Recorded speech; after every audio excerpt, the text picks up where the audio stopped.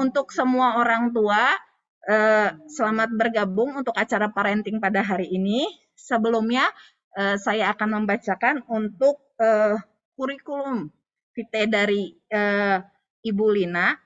Oke, PDM Lina Arif sekarang adalah Kepala Subdepartemen Pelayanan Anak GBI Sukawarna Bandung. Telah menempuh pendidikan Magister Teologi Konseling STT Jeffrey, kemudian mendapatkan Certificate Children Adult Counselor dan Certificate Behavior Consultant.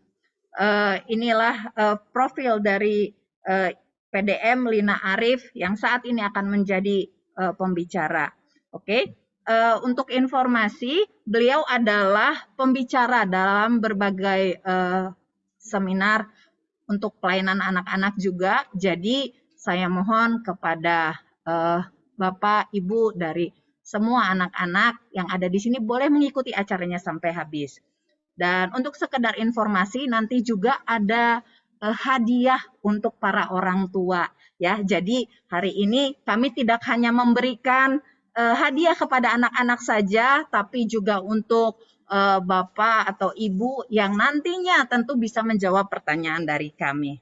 Oke, saat ini saya memanggilkan PDM Lina Arif. Kepada Ibu Lina kami persilahkan. Ya, shalom untuk orang tua, untuk para guru. Terima kasih.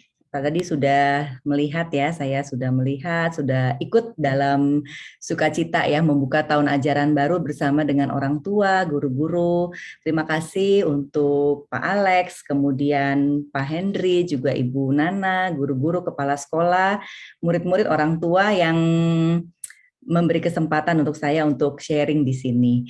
Tadi melihat ya luar biasa sekali anak-anak bersemangat ya kita membuka tahun ajaran baru dengan semangat yang baru. Tentunya itu pula yang kami harapkan, sekolah harapkan untuk orang tua juga memiliki satu semangat yang baru. Ada satu perubahan di dalam paradigma yang baru ya sesuai dengan visi yang gereja miliki.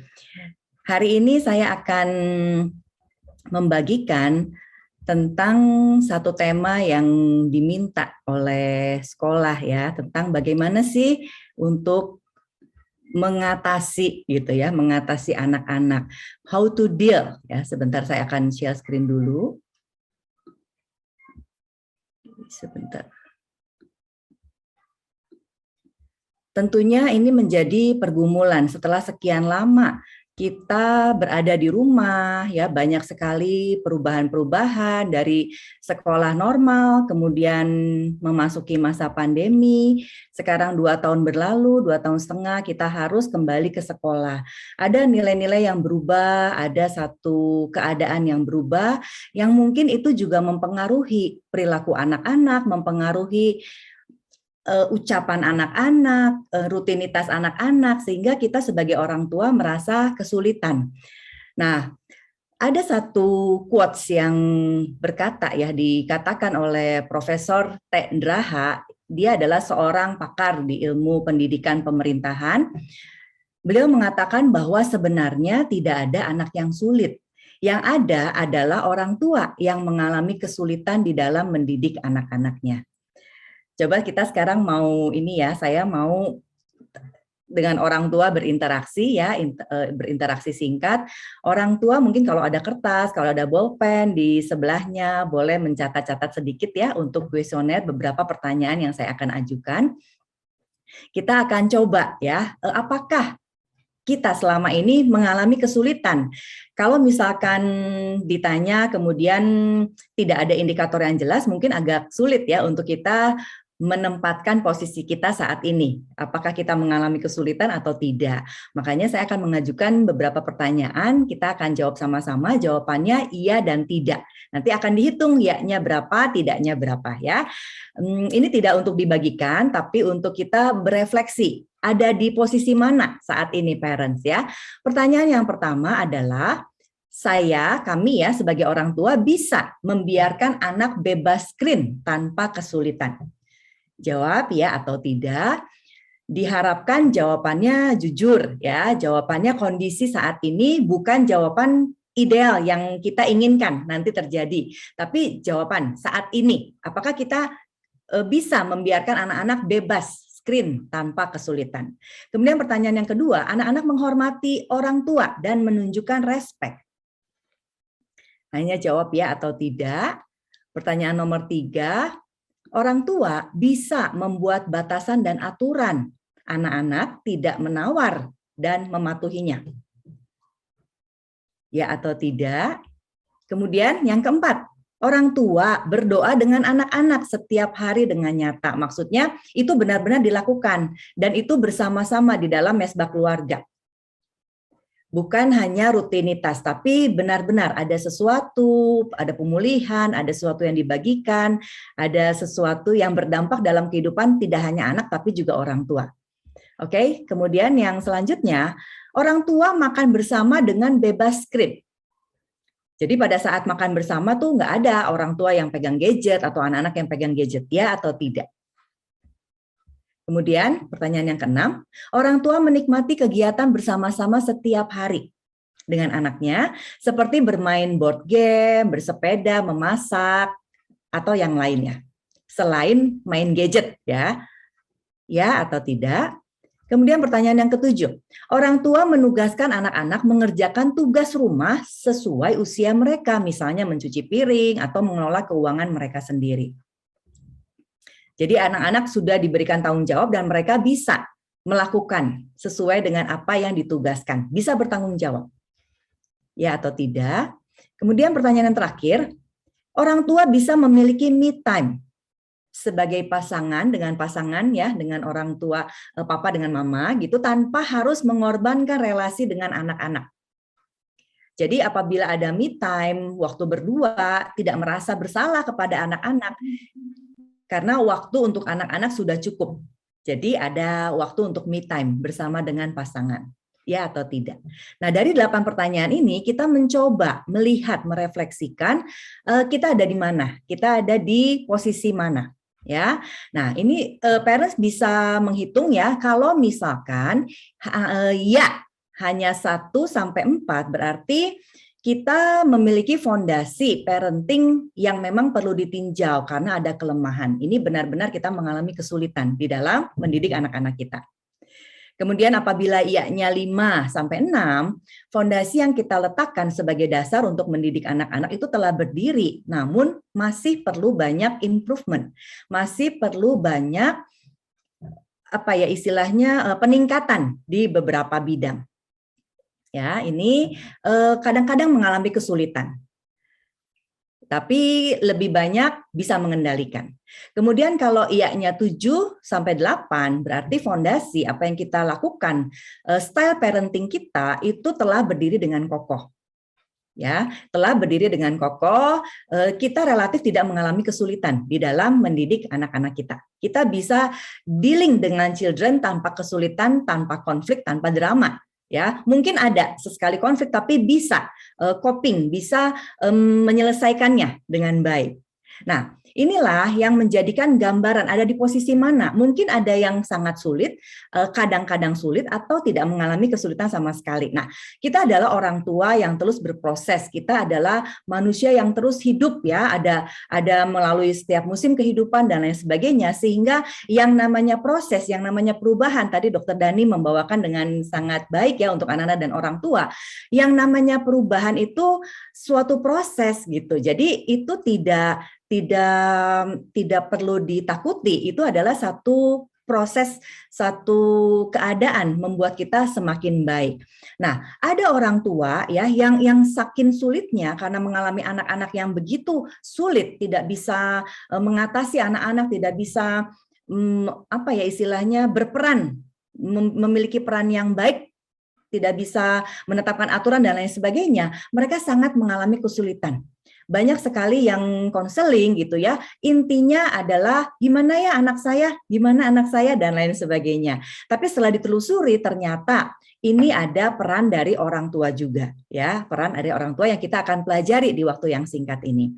Nah, ada sekumpulan orang tua ibu-ibu di Kanada ya, 420 ibu-ibu di Kanada, mereka melakukan hal demikian. Untuk apa? Untuk melepaskan diri dari kesulitan dalam mengasuh anak-anak. Nah, ibu-ibu di Kanada ini, mereka mempromosikan penggunaan cannabis di kalangan para orang tua. Cannabis itu adalah sejenis ganja, ya. Lihat tuh di kaosnya mereka kampanye bahwa ibu-ibu yang hebat, ibu-ibu yang keren itu adalah ibu-ibu yang mengkonsumsi ganja. Mereka giat memberikan motivasi dan edukasi cannabis friendly parenting. Jadi cannabis itu bisa ya sebagai alat untuk menciptakan satu situasi parenting yang friendly, parenting yang mudah untuk dilakukan bagi para ibu yang sedang mengasuh anak-anak mereka. Artikel lengkapnya tuh ada di live ya di website Agustus tahun 2021. Nah, mengapa mereka sampai menggunakan ini? Karena mereka mengalami begitu banyak kesulitan. Mereka sadar bahwa untuk menjadi orang tua harus on 24 jam sehari. Kemudian tidak boleh sakit, harus kreatif, harus sukacita, tidak boleh marah, harus sebagai penolong untuk suaminya, sebagai ibu yang bijak bagi anak-anaknya, kemudian harus bekerja juga dan lain sebagainya. Nah, disinilah orang tua atau ibu-ibu mengalami kesulitan sehingga mereka mencari jalan pintas menggunakan cannabis, ganja, dan di sana memang dilegalkan. Ya, di beberapa negara konsumsi ganja itu sudah boleh diperjualbelikan secara bebas untuk makanan, untuk konsumsi dan lain sebagainya. Ya, jadi ini adalah jalan pintas yang diambil oleh ibu-ibu ya sebagian di Kanada. Entah ya, apakah jalan pintas ini juga diambil oleh para parents yang bergabung di sekolah Joykid atau para hiangan mulia. Entah cara pintas mungkin ya, mungkin dengan menitipkan anak-anak, mungkin dengan memberikan les mereka dari pagi sampai sore, mungkin dengan pola pendidikan yang otoriter dan lain sebagainya. Hanya kita yang tahu. Justru hari ini kita mungkin belajar ya, semakin belajar sehingga mengetahui cara yang seperti apa sih yang sesuai dengan apa yang Tuhan mau ya. Nah, sebenarnya pada saat kita melihat seorang anak tidak melakukan sesuatu yang kita inginkan atau mereka kesulitan untuk berkoneksi dengan kita atau kesulitan-kesulitan apa sih yang mereka biasa muncul. Nah, di sini saya memberikan daftar beberapa kesulitan ya, beberapa tindakan yang mungkin itu kita nggak bisa handle. Misalkan anak-anak memukul, kemudian menendang, tantrum, ngamuk gitu ya, melawan, menempel, maksudnya memiliki keterikatan yang sangat kepada orang tuanya, berteriak, kemudian ini adalah yang timbul, fenomena yang timbul. Jadi kalau kita melihat ada yang disebut dengan fenomena gunung es ya. Fenomena gunung es ini adalah seberapa yang timbul di permukaan itu biasanya hanya 10%. Dan kita bisa melihat gunung es yang terbentuk yang kita lihat hanya 10% ini di permukaan, ternyata kalau kita melihat ke dasar laut, kita melihat ke dasarnya, ini ternyata ada 90% gunung es lain, bagian yang lain yang tersembunyi, kita nggak bisa lihat. Nah, fenomena yang seperti ini itu juga ternyata bisa diterapkan pada saat kita melihat seorang anak. Perilaku anak yang terlihat memukul, menendang, tantrum, berteriak, menempel, ketergantungan yang tinggi kepada orang tua, ketakutan, melawan, kemudian hal-hal yang mungkin kita pikir itu tidak baik, ternyata kita harus menyadari ya, itu yang muncul hanya 10%. Ternyata ada yang sebenarnya yang dirasakan oleh anak-anak tuh yang tersembunyi di dalam.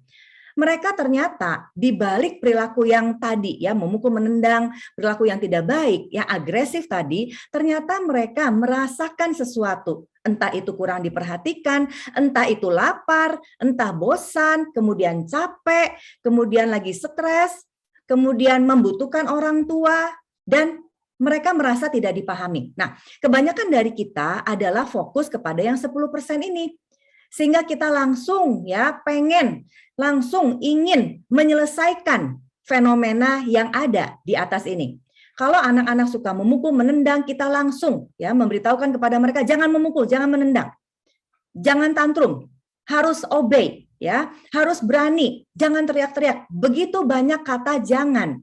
Nah, pada saat kita mengatakan jangan, dan jangan, tapi tanpa kita mengetahui akarnya, tanpa kita mengetahui apa sih yang sebenarnya terjadi, maka itu akan menjadi satu penyelesaian yang sementara. Itu akan menjadi penyelesaian yang sementara. Anak-anak mungkin sementara tidak memukul, tidak menendang, tidak melawan, tapi kita melihat mereka tidak bisa menyelesaikan karena mereka tidak tahu akar permasalahannya. Bukan hanya anak-anak yang tidak tahu, kita pun orang tua ataupun guru-guru tidak tahu akar permasalahannya. Pada saat kita melihat fenomena yang muncul 10% ini, alangkah baiknya apabila kita juga melihat lebih dalam lagi apa sebenarnya yang terjadi. Yaitu anak-anak kurang diperhatikan, anak-anak capek, bosan, butuh orang tua, stres, tidak dipahami, lapar, capek, dan lain sebagainya. Nah, kita melihat bahwa ya ini adalah kesadaran. Anak-anak sadar, conscious mind itu 10 tadi ya, 5-10% alam sadar mereka. Kemudian subconscious mind itu adalah alam di bawah sadar mereka, itu porsinya besar. Nah, apa yang terjadi? Di bawah sadar mereka itu ada emosi, ada perasaan, ada pikiran, ada nilai-nilai yang ditanamkan, ada pengetahuan dari sekolah dan lain sebagainya. Kita ternyata menanamkan begitu banyak, kita mencontohkan begitu banyak. Sekolah dan orang tua ternyata menanam begitu banyak, 90%, dan itu tidak terlihat. Itu tidak terlihat. Nah, misalkan 0-7 tahun itu anak-anak menyerap, ya, dalam posisi mereka menyerap, mereka melihat, mereka mendengar, dan 100% mereka lihat. Jadi terbentuklah value atau belief. Misalkan kalau mereka dikatakan bahwa kalau sedih tidak boleh menangis, kalau sedih itu cengeng, anak laki-laki tidak boleh menangis. Kemudian tidak boleh takut. Ya, tidak boleh takut, tidak boleh menangis, tidak boleh marah. Kita selalu mengatakan, anak Tuhan Yesus tidak boleh takut, anak Tuhan Yesus tidak boleh marah, anak Tuhan Yesus tidak boleh sedih. Nah, hal-hal yang demikian itu akan langsung diserap apabila kita katakan 0-7 tahun, 100% mereka serap dan menjadi belief atau value yang akan mereka pegang sampai dewasa. Jadi mereka tidak tahu apa yang dinamakan sedih, takut, gembira, cemas, kecewa, mereka tidak tahu. Memang orang tua berusaha untuk meredam supaya orang tua mungkin terlihat ya sebagai orang tua yang berhasil, sebagai orang tua yang bisa mendidik anaknya dan lain sebagainya ya. Nah, kita melarang tapi tanpa kita memproses emosi mereka itu adalah sesuatu hal yang kurang tepat ya. Nah, di bawah ini 90% ini ada memory bank. Ada begitu banyak simpanan-simpanan ingatan, baik peristiwa yang positif maupun peristiwa yang negatif. Berapa banyak peristiwa yang negatif yang ada di dalam anak-anak kita, ya, itu yang disimpan dan itu bisa membentuk anak-anak kita sehingga mereka keluar menjadi perilaku yang tadi. Ada perilaku yang negatif yang tadi yang tidak kita inginkan. Nah, itulah semua yang diserap oleh anak-anak secara tidak sadar. Nah, 70% itu yang membentuk anak-anak itu datang dari lingkungan. Ya, 30% itu dari genetik. Jadi apa yang ada yang ditampilkan itu nantinya ada kerjasama dari lingkungan dan juga dari genetik, dari sifat bawaannya, dari anak-anak membawa apa yang mereka temperamen, kepribadian, temperamen yang dibawa itu memang tidak bisa diubah, tapi mereka bisa perform berdasarkan apa yang mereka pelajari nanti di lingkungannya, sehingga mereka bisa menampilkan satu perilaku baik yang diinginkan maupun yang tidak diinginkan. Nah, dari semua yang tadi sudah dipaparkan, kita mengerti bahwa memang ya mendidik anak di jalan Tuhan itu memang tidak mudah. Parenting adalah satu proses perjalanan yang panjang, berliku-liku lagi jalannya, tidak jalan mulus, tidak jalan tol ya. Ada naik, ada turun, masuk ke lembah, ya ada jalan berbatu-batu dan lain sebagainya. Tapi kita melihat bahwa dengan parenting tujuan ya, dengan parenting adalah kita bertumbuh bersama dengan anak-anak. Tuhan memberikan anak-anak itu cocok dengan orang tuanya, satu paket dengan orang tuanya. Untuk apa? Untuk memproses kita juga, untuk kita belajar melalui anak-anak sehingga apa yang Tuhan taruh dalam kehidupan kita, tujuan apa yang Tuhan simpan dalam kehidupan kita dan anak-anak kita bisa saling berproses sehingga apa? Sampai ke tujuan yang Tuhan inginkan dalam kehidupan kita. Jadi tidak ada anak yang sulit, yang ada adalah orang tua yang kesulitan. Makanya kita mengenali kenapa kita kesulitan. Karena kita tidak mengenali apa sih yang ada di bawah perilaku yang dirasakan oleh anak-anak tuh kita tidak mengenali. Ya, justru hari ini kita buka mata untuk kita mau yuk mengenali. Ya, apa sih yang kita bisa tingkatkan di dalam proses pengasuhan kita? Nah, ada 3 hal yang bisa kita lakukan. Bagaimana sih kita bisa dealing dengan anak-anak kita? Kita bisa mengatasi anak-anak kita bisa mengarahkan anak-anak kita di jalan yang Tuhan mau. Yang pertama adalah awareness. Kita memiliki kesadaran bahwa ya, saya memiliki satu kendala. Tadi kita isi kuesioner, di situ kita aware, ada di posisi mana? Ya, saya mengalami kendala. Saya ada di posisi kesulitan, sangat kesulitan. Atau saya ada di posisi kadang kesulitan atau tidak. Atau saya ada di posisi sudah baik, tapi saya mau terus meningkatkan dengan pelajaran-pelajaran, dengan apa yang kita tahu, ya, apa yang kita bisa lakukan. Nah, awareness yang pertama adalah kita sadar ada yang tidak sesuai. Pada saat kita sadar ada yang tidak sesuai, kita kembali ke dasar tentang siapa anak di mata Tuhan dan apa yang bisa orang tua lakukan. Jangan kita sadar terus kita putus asa. Semua sudah terlambat, semua sudah tidak ada harapan, anak saya sudah terlalu sulit dan lain sebagainya, ya. Selama kita diberi waktu untuk bersama-sama dengan anak kita, itu artinya Tuhan masih memberikan kesempatan kepada setiap kita untuk bertumbuh, untuk kita menjadi lebih baik dan anak-anak juga menjadi lebih baik. Tentunya ini adalah proses, bukan hasil yang instan, karena berapa tahun anak-anak terbentuk seperti itu dan berapa tahun kita terbentuk dengan pola asuh yang mungkin kurang tepat dari orang tua kita. Nah, saya mau disclaimer ya di sini, pada saat kita mempelajari parenting itu bukan berarti saatnya kita menyalahkan orang tua kita. Tapi pada saat kita belajar parenting adalah kita mengadopsi nilai-nilai yang positif dan kita mengkoreksi nilai-nilai yang mungkin kurang tepat untuk tidak kita turunkan lagi. Tapi ada nilai-nilai yang baik yang diwariskan dari orang tua kita, turunkan itu. Kita mengerti bahwa orang tua kita dulu pun dibesarkan dengan segala keterbatasan. Dulu mana ada parenting, mana ada konselor, mana ada orang aware ya untuk pergi ke psikolog, psikiater, pendidikan anak-anak, life skill dan lain sebagainya. Mereka semua hidup dalam keadaan yang terbatas. Makanya apa yang orang tua kita lakukan itu adalah sesuatu yang diwariskan dari atasnya lagi dan kita tidak bisa merubah itu. Tapi kita bisa melakukan dengan awareness kita, dengan kesadaran kita bisa melakukan sesuatu untuk generasi di depan kita. Nah, kita perlu sadar bahwa anak-anak kita adalah titipan. Anak-anak kita adalah bukan kepunyaan kita. Kenapa ini begitu penting? Karena pada saat kita melihat anak-anak itu titipan Tuhan, tentunya kita bersyukur kita dititipi anak-anak yang berharga. Tapi kita harus tahu bukan kita yang memiliki anak-anak, tapi anak-anak adalah kepunyaan Tuhan. Pada saat kita sadar anak-anak adalah kepunyaan Tuhan, maka kita akan bertanya kepada Tuhan, sang pemilik anak-anak ini, apa yang harus kita lakukan? Cara seperti apa yang harus kita terapkan dalam pribadi setiap anak? Misalkan dalam keluarga kita dikaruniai anak lebih daripada satu, kita harus tanya untuk masing-masing anak, apa yang Tuhan inginkan, rencana Tuhan apa buat setiap mereka. Nah, Mazmur 127 ayat yang keempat, di situ mengatakan bahwa seperti anak panah di tangan pahlawan, demikianlah anak-anak pada masa muda. Berbahagialah orang yang mengisi penuh tabung pialanya, dia tidak akan mendapat malu pada saat dia berbicara di pintu gerbang. Nah, anak panah ternyata bentuknya adalah berbagai macam seperti ini.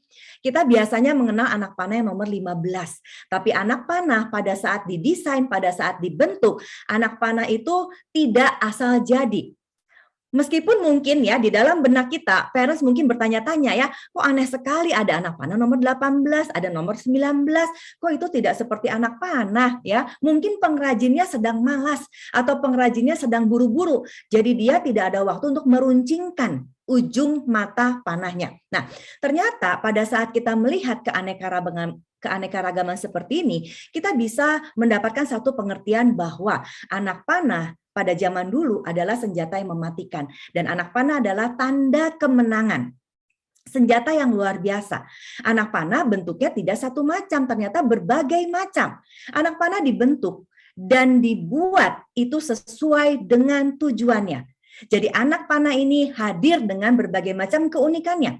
Kalau ditanya anak panah mana yang paling hebat, yang paling jagoan, yang paling powerful, kita mungkin punya favorit anak panah ya. Ada yang memilih nomor 15, nomor 16, nomor 4, nomor 2, ya, nomor 13 dan lain sebagainya dengan alasan tertentu. Tapi yang bisa kita ambil pengertian yang tepat saat ini adalah anak panah dibentuk dengan berbagai keunikannya. Untuk apa? Untuk tujuan tertentu. Pada saat kita berburu hewan, itu hewan-hewan ada yang di darat, ada yang di laut, di udara. Hewan di darat juga bentuknya berbagai macam. Ada yang besar, ada yang bisa berlari cepat, ada yang badannya kecil, ada yang besar tapi lambat, kura-kura ya, kemudian penyu raksasa dan lain sebagainya. Ada yang bisa cepat, kemudian yang di udara juga berbagai macam jenisnya. Yang di air juga berbagai macam jenisnya. Justru untuk bentuk-bentuk, untuk tujuan tertentu, maka anak panah didesain secara khusus. Misalkan untuk ya hewan yang besar, untuk hewan yang terbang, untuk hewan yang di air, itu tidak bisa disamakan. Tapi anak panah yang tepat akan menjadi dahsyat apabila dia digunakan sesuai dengan fungsinya. Dia akan sampai ke sasaran yang tepat dan dia akan sesuai dengan peruntukannya dan dia bisa maksimal di sana. Nah, anak-anak yang Tuhan berikan di tangan kita adalah seperti anak panah Tuhan sebutkan di Mazmur 127.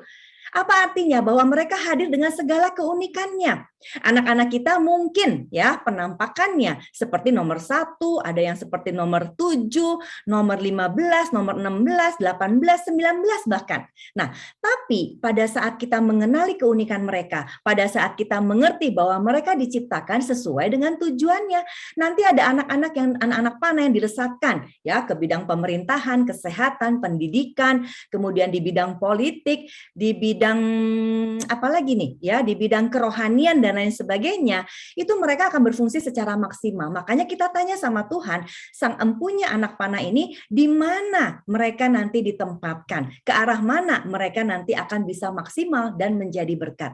Nah, Mazmur 127 itu berkata bukan hanya anak panah, tetapi Mazmur 127 berkata juga tentang pahlawan. Pahlawan kita lihat ya, anak panah dengan pahlawan itu akan menjadi sesuatu yang powerful. Anak panah atau pahlawan tanpa anak panah itu tidak akan menjadi pahlawan. Sama ya, anak panah tanpa pahlawan dia biasa-biasa saja. Pahlawan tanpa anak panah juga dia bukan seseorang yang terampil, yang bisa dibuktikan keterampilannya. Nah, kita di sini orang dewasa, entah kita guru atau orang tua, berperan sebagai pahlawan. Untuk menjadi seorang pahlawan, kita harus berlatih, kita harus dididik, kita harus memiliki skill tertentu, kita harus memiliki kesehatan, baik secara jasmani, secara rohani, spiritual, juga secara emosi. Nah, orang tua yang kesulitan di dalam mendidik anaknya, itu ternyata ada faktor-faktor tidak terampil, karena kesulitan menggunakan anak panahnya, kesulitan mengarahkan anak panahnya, karena tidak mengenali anak panahnya, kurang terampil, kurang terdidik, atau kurang sehat. Jadi pada saat mau memanah itu nggak bugar gitu loh badannya ya. Nah, kita lihat di area mana yang perlu kita tingkatkan supaya kita bisa melesatkan anak panah kita ini sesuai dengan tujuan yang Tuhan mau. Ya, area kita terampil, terlatih, terdidik, makanya orang tua bersyukur untuk orang tua yang semangat, bukan hanya tadi anak-anak yang semangat, tapi orang tua yang semangat ikut sama-sama belajar, orang tua yang terus diperlengkapi, karena ilmu pendidikan ini begitu pesat ya, berubah dan lain sebagainya. Nah, kemudian apalagi yang perlu kita sadari? Ada sesuatu yang perlu kita sadari dasar di Ulangan 11 ayat 18 sampai 21 adalah sudahkah kita mengajarkan semua yang Tuhan mau ya, yang Tuhan inginkan, yang Tuhan tuliskan di dalam firman Tuhan dengan berulang-ulang, membicarakannya pada saat kita duduk, pada saat dalam perjalanan, pada saat berbaring, pada saat kita bangun. Jadi sepanjang hari, dan kita membicarakannya pada saat situasi sedang santai ya. Kita membicarakannya karena kita mencintai firman Tuhan. Jadi otomatis firman itu keluar. Banyak orang tua yang kehilangan akal, mereka menganggap bahwa anak-anak bisa ditakut-takuti oleh firman Tuhan. Ya, kalau misalkan mereka tidak taat itu dosa. Ya, upah dosa adalah maut. Nah, ditakut-takuti gitu ya, tanpa memberikan sesuatu pendidikan firman Tuhan dengan cara yang fun, dengan cara yang santai membicarakannya, tapi membicarakan firman Tuhan pada saat marah. Dan itu sebagai penghukuman. Firman Tuhan keluar, firman Tuhan disampaikan untuk menghukum anak-anak. Misalkan tidak taat, kamu harus baca firman Tuhan 20 pasal. Atau kamu harus menulis ayat firman Tuhan 100 kali. Nah, adakah di antara kita yang masih melakukan hal seperti ini? Ya, kita sadar bahwa ini adalah sesuatu yang kurang tepat. Yang tepat adalah kita membicarakannya pada saat duduk, pada saat perjalanan, berbaring dan bangun. Dengan kata lain itu sepanjang hari. Kalau misalkan kita sepanjang hari dan bisa membicarakannya tanpa kesulitan, berarti memang kita sudah tertanam di dalam kebenaran firman Tuhan. Jadi apa yang kita ucapkan itu adalah sesuatu yang natural. Itu yang sesuatu yang keluar dengan sendirinya, bukan sesuatu yang kita harus karang-karang atau sesuatu yang sulit untuk kita mengatakannya. Kita sadari ya dua hal ini, bahwa anak-anak adalah pahlawan. Anak-anak adalah anak panah di tangan pahlawan. Kita pahlawannya, dan sudahkah kita memberitakan, mengajarkan firman Tuhan dengan berulang-ulang menjadi kehidupan kita sehari-hari. Kemudian yang kedua adalah kita menerima. Ya, kita sudah menyadari, kita menerima bahwa ada kondisi yang memang kita nggak bisa kontrol. Ya, ada kondisi yang kita miss sekian lama, ada kondisi yang harus kita tingkatkan, ada kondisi yang harus kita perbaiki. Banyak orang tua yang denial, mungkin orang tua yang terlibat di dalam pelayanan, mungkin orang tua yang menjadi pejabat di gereja atau lain sebagainya, tokoh masyarakat dan lain sebagainya. Tidak menerima kalau anak-anaknya ternyata butuh ya untuk dilayani atau didampingi lebih lagi, tidak menerima ya. Nah, pada saat kita menerima itu sesungguhnya kita sudah 50% menyelesaikan masalah ya, tidak denial. Kita mengalami kesulitan, kita akui, berkonsultasi dengan guru, dengan kepala sekolah, dengan konselor, psikolog dan lain sebagainya. Itu adalah satu tahapan untuk kita maju, mencari penyelesaian, mencari solusi. Pada saat kita menerima, kita lihat apa yang masih sisa, apa yang masih tersisa, apa yang masih bisa ditingkatkan. Kita jangan mencari apa yang sudah hilang, kita jangan menyesali apa yang sudah hilang. Misalkan anak-anak sudah sedemikian rupa melawan orang tua, anak-anak sudah sedemikian rupa tidak bisa taat kepada orang tua diabaikan, orang tua tidak dihormati dan lain sebagainya. Kita lihat bahwa ternyata Tuhan masih kasih kesempatan. Kita bisa belajar bersama-sama, masih ada hari ini ya. Tadi anak-anak sudah dibangun sedemikian rupa untuk berubah, sekarang bagian dari orang tua juga untuk ada satu perubahan. Apa yang masih bisa dirubah dari kita ya? Nah, kita mengenali keadaan kita saat ini, apakah pada saat kita menerapkan disiplin dan kasih itu ada sesuatu yang kurang tepat. Nah, disiplin dan kasih pada saat diterapkan, ini ada bagan yang dasar yang baik untuk kita refleksi.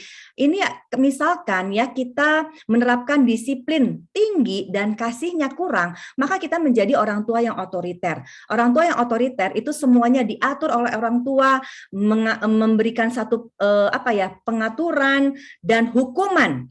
Kemudian komunikasi hanya satu arah, pengaturan dan hukuman. Nah, kemudian ada orang tua yang kebalikannya, permisif, ya, kasihnya besar. Tadi ini disiplin tinggi, kasihnya kurang. Kemudian ada orang tua yang permisif, orang tua yang istilahnya memberikan kemudahan bagi anak-anaknya. Ini adalah orang tua yang kasihnya begitu besar tapi disiplinnya rendah. Tadi ini orang tua yang mendirect, ini anak yang mendirect. Orang tua yang memberikan kasih sayang berkelebihan karena dia merasa mungkin dulu pada saat dia masih kecil dia kurang kasih sayang, dia menderita, makanya sekarang saya harus memberikan kasih sayang yang luar biasa untuk anak-anak saya. Ya, ini pengaturan semuanya. Melihat kalau anak-anak menderita, dia akan loss ya, dia akan hentikan rules ya. Jadi semuanya kemudahan untuk anak-anak. Kemudian ada orang tua yang tidak terlibat, orang tua yang mengabaikan, itu kasihnya rendah, kemudian disiplinnya juga sangat rendah. Ini orang tua yang neglect, yang mengabaikan ya. Orang tua yang tidak memberikan rambu-rambu, pokoknya berjalan seperti apa adanya, sedikit sekali rambu-rambu, kemudian dia memberikan semuanya untuk anak yang menentukan. Orang tua dan anak punya kesibukan masing-masing. Ada di ruangan yang sama, ada di rumah yang sama, tapi mereka tidak punya bonding secara emosional. Yang paling baik adalah orang tua yang disiplin dan kasihnya besar. Di sini orang tua yang otoritatif. Punya power tapi tidak otoriter. Punya power tapi bisa melibatkan anak-anaknya. Ya, orang tua yang otoritatif, orang tua yang bijak itu adalah orang tua yang berdiskusi dengan anak-anaknya, menerapkan peraturan dan disiplin dan konsekuensi. Kalau tadi otoriter itu menerapkan peraturan dan hukuman. Kalau orang tua yang bijak itu menerapkan aturan dan konsekuensi atau disiplin. Ada perbedaan antara hukuman dengan disiplin. Kalau hukuman itu demi ya kepuasan orang yang melakukannya. Kalau disiplin atau konsekuensi adalah demi kebaikan dari anak-anak yang menerimanya. Kenapa kita perlu mengajarkan disiplin? Karena dalam kehidupan ini anak-anak harus mengerti, dia harus taat pada satu peraturan. Pada saat kita menerapkan disiplin, kita mengajarkan mereka bahwa dunia ini ada aturan, ada kelompok-kelompok tertentu. Mereka di sekolah, mereka bisa ikut aturan. Nanti mereka di tempat les, mereka nanti masuk ke jenjang yang lebih tinggi. Mereka di gereja, mereka dimanapun mereka dalam kehidupan sosial, mereka jadi mengerti ada aturan. Melatih mereka untuk submit, untuk taat. Kalau hukuman, melatih anak-anak untuk takut. Melakukan satu yang diinginkan atau punishment, tapi mereka tidak mengerti apa itu dan kenapa mereka melakukan itu. Kita juga menerima mungkin ada fase-fase di mana kita mungkin ya lost control, di mana kita mungkin kehilangan fase-fase bersama dengan anak-anak kita. Nah, usia 0 sampai 5 tahun itu adalah usia untuk kita disiplin. Maksudnya kita menjadi orang tua yang menerapkan peraturan, ya, anak-anak mengikuti apa yang kita sudah terapkan karena mereka belum tahu, belum ngerti sebab dan akibatnya. 0 sampai 5 tahun kita yang mengaturkan untuk mereka yang baik tentunya. Usia 6 sampai 12 tahun adalah usia untuk training, usia untuk memberitahu, melatih mereka apa yang harus mereka lakukan menjadi habit. 0 sampai 12 tahun makanya mereka punya habit ya, mandi jam sekian, gosok gigi, kemudian mereka nanti tidur jam sekian, baca firman Tuhan. Itu 0 sampai 12 tahun dari disiplin sampai ke training. Kemudian ada masa transisi di 12 tahun. Ini adalah timbulnya masa perubahan ya, perubahan hormon karena anak-anak begitu banyak hormon yang aktif di dalam diri anak-anak. Mereka menjadi anak-anak yang berubah. Tadinya nurut, sekarang mereka menjadi anak yang mulai memberontak, menjadi anak yang tertutup, menjadi anak yang tidak nyaman dengan dirinya, menjadi anak yang aneh yang tadinya mungkin sangat dekat dengan kita, dipeluk dan lain sebagainya, sekarang menghindar ya, mereka menghindar. Ada papa mama yang mengantarkan ke sekolah, mereka jauh-jauh gitu ya, tapi sebenarnya di dalam hati kecilnya mereka masih sangat butuh kasih sayang. Ada sesuatu yang terjadi, itu perubahan hormonal yang sangat tinggi yang mengakibatkan mereka nggak nyaman dengan dirinya, mulai timbul jerawat, mulai timbul keringat yang menyebabkan mereka mungkin bau badan dan perubahan fisik yang membuat mereka nggak nyaman. Nah, usia 13 sampai 18 tahun itu adalah coaching ya. Coaching itu dua arah. Kita mendengarkan apa pendapat mereka dan kita mungkin berdiskusi apa yang sebaiknya dilakukan. Menurut kamu bagaimana? Menurut kamu apa perasaan kamu? Menurut kamu kenapa kamu lakukan ini? Dan mereka harus bisa mengetahui apa alasannya melakukan itu. Kemudian di 18 tahun ke atas kita menempatkan diri kita sebagai sahabat. Sahabat itu sudah tidak ngatur-ngatur, sahabat itu sudah tidak kritik-kritik, tapi menerima keberadaan mereka dan membuat anak-anak nyaman. Kita perhatikan bahwa semakin besar usia anak-anak, maka otoritas kita semakin menurun. Yang berubah, yang bertambah adalah pengaruh kita kepada anak-anak. Kita melihat bahwa anak-anak di dalam lingkungan persahabatannya, di lingkungan pertemanannya, betapa pengaruh teman-teman itu begitu luar biasa karena sahabat bisa connect, bisa nyambung, mereka bisa diterima. Apakah kita sebagai orang tua untuk anak-anak yang sudah sudah mengarah ke 13 tahun ke atas, kita sudah menyiapkan diri kita sebagai sahabat? Ataukah kita masih memperlakukan kita sebagai orang tua yang masih mengatur fase disiplin ini kita pindahkan di sini? Tentunya itu menjadi kurang tepat. Anak-anak sudah tidak bisa lagi pokoknya ya ikuti, pokoknya mereka harus diajak diskusi, mereka mengerti esensi melakukan apa yang harus mereka lakukan dan itu bisa menjadi satu kebiasaan baik. Nah, kita perlu mengetahui bahwa anak-anak memiliki 4 ya yang mereka perlukan, yaitu mereka perlu rasa berharga. Kita cek apakah kita sudah memberikan penerimaan tanpa syarat keberadaan mereka, kita tidak membanding-bandingkan. Sudah belajar ya waktu itu dengan Ibu Iliana tentang personality untuk anak-anak yang SMP ya, bahwa manusia itu dibagi menjadi 4 personality. Ada merah, kuning, hijau, dan ungu. Atau mungkin kita mengenal dengan sanguin, pragmatik, kemudian kolerik, dan satu lagi melankolik ya, itu mirip seperti itu. Nah, sudahkah kita menerima bahwa kakaknya yang nomor 1 tidak sama dengan adiknya? Makanya kita treatment untuk mereka juga kita tidak sama, jangan samakan ya. Untuk anak-anak dengan kepribadian kuning, pada saat kita mendisiplinkan itu juga berbeda dengan anak-anak yang kepribadian hijau, ungu, dan merah. Itu dengan mengenali itu kita jadi bisa menerima.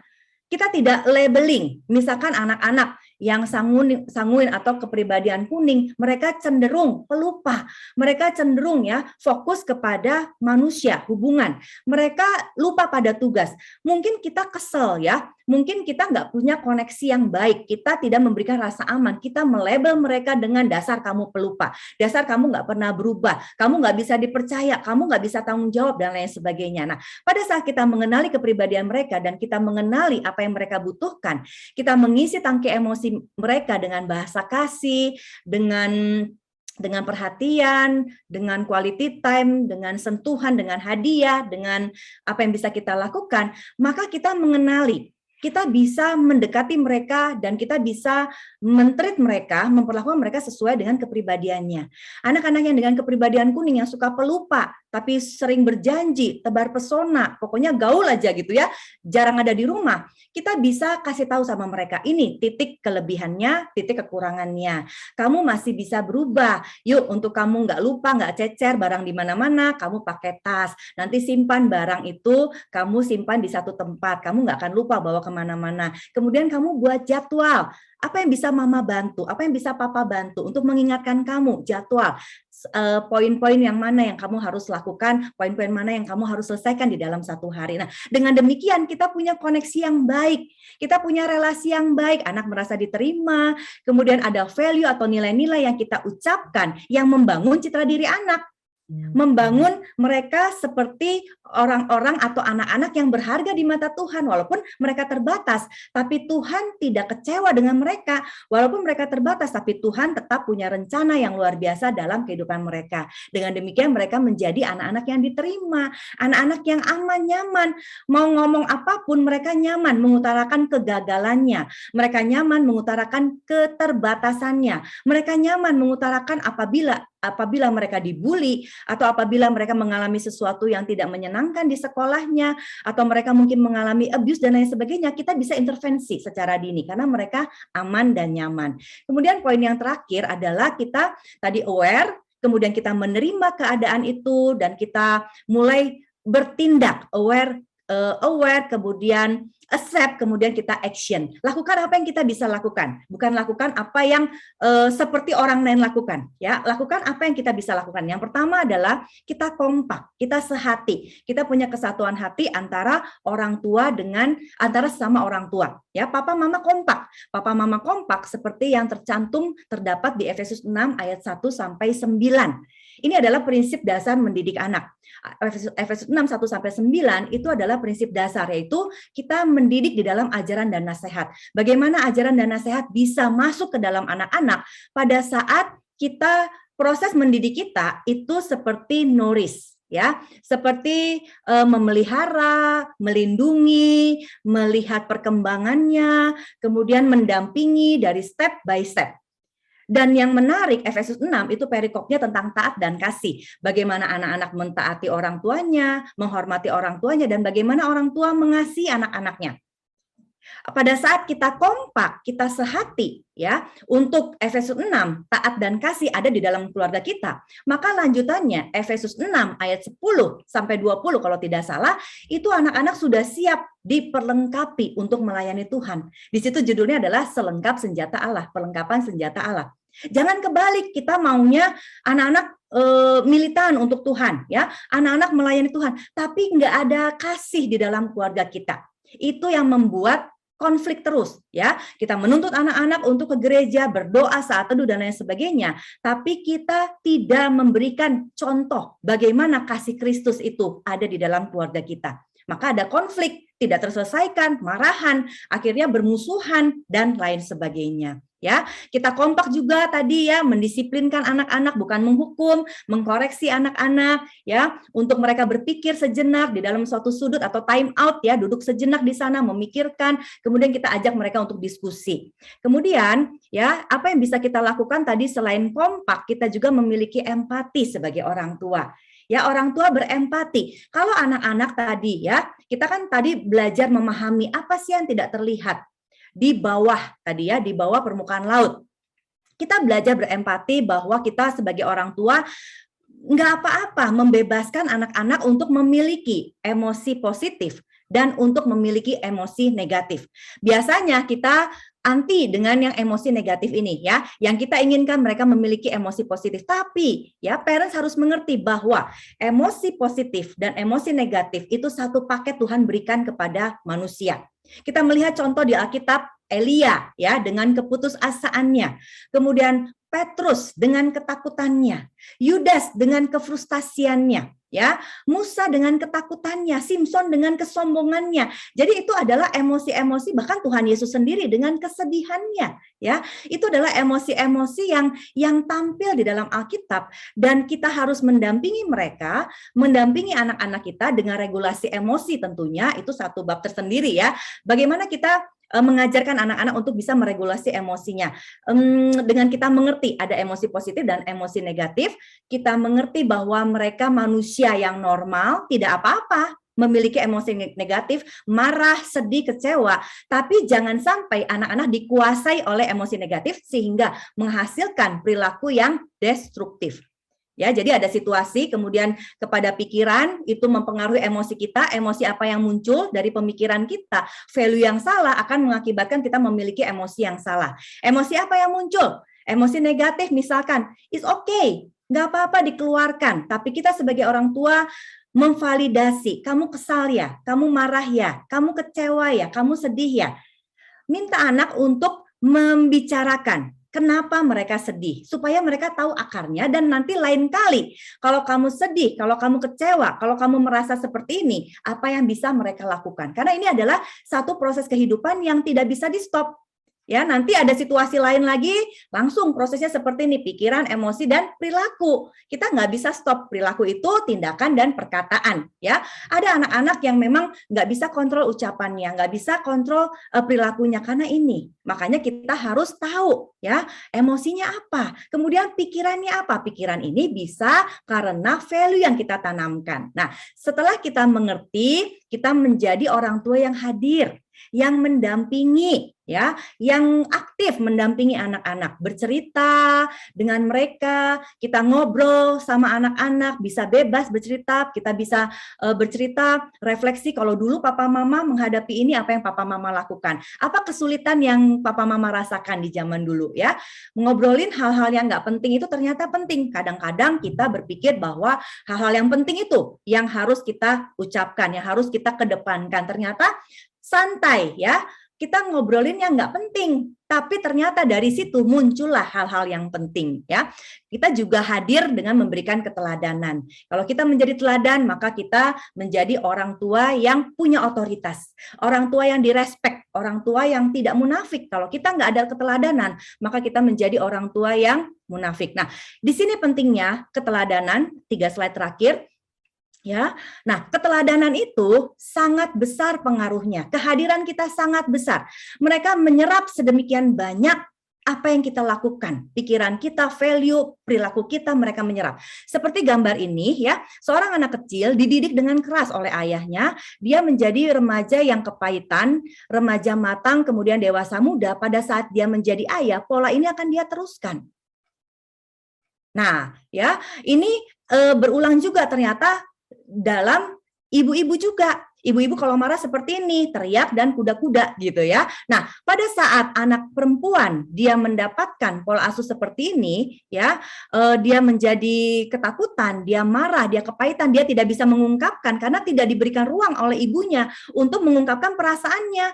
Untuk ditanya kenapa dia malas, kenapa dia nggak bisa, kenapa dia nggak mau melakukan.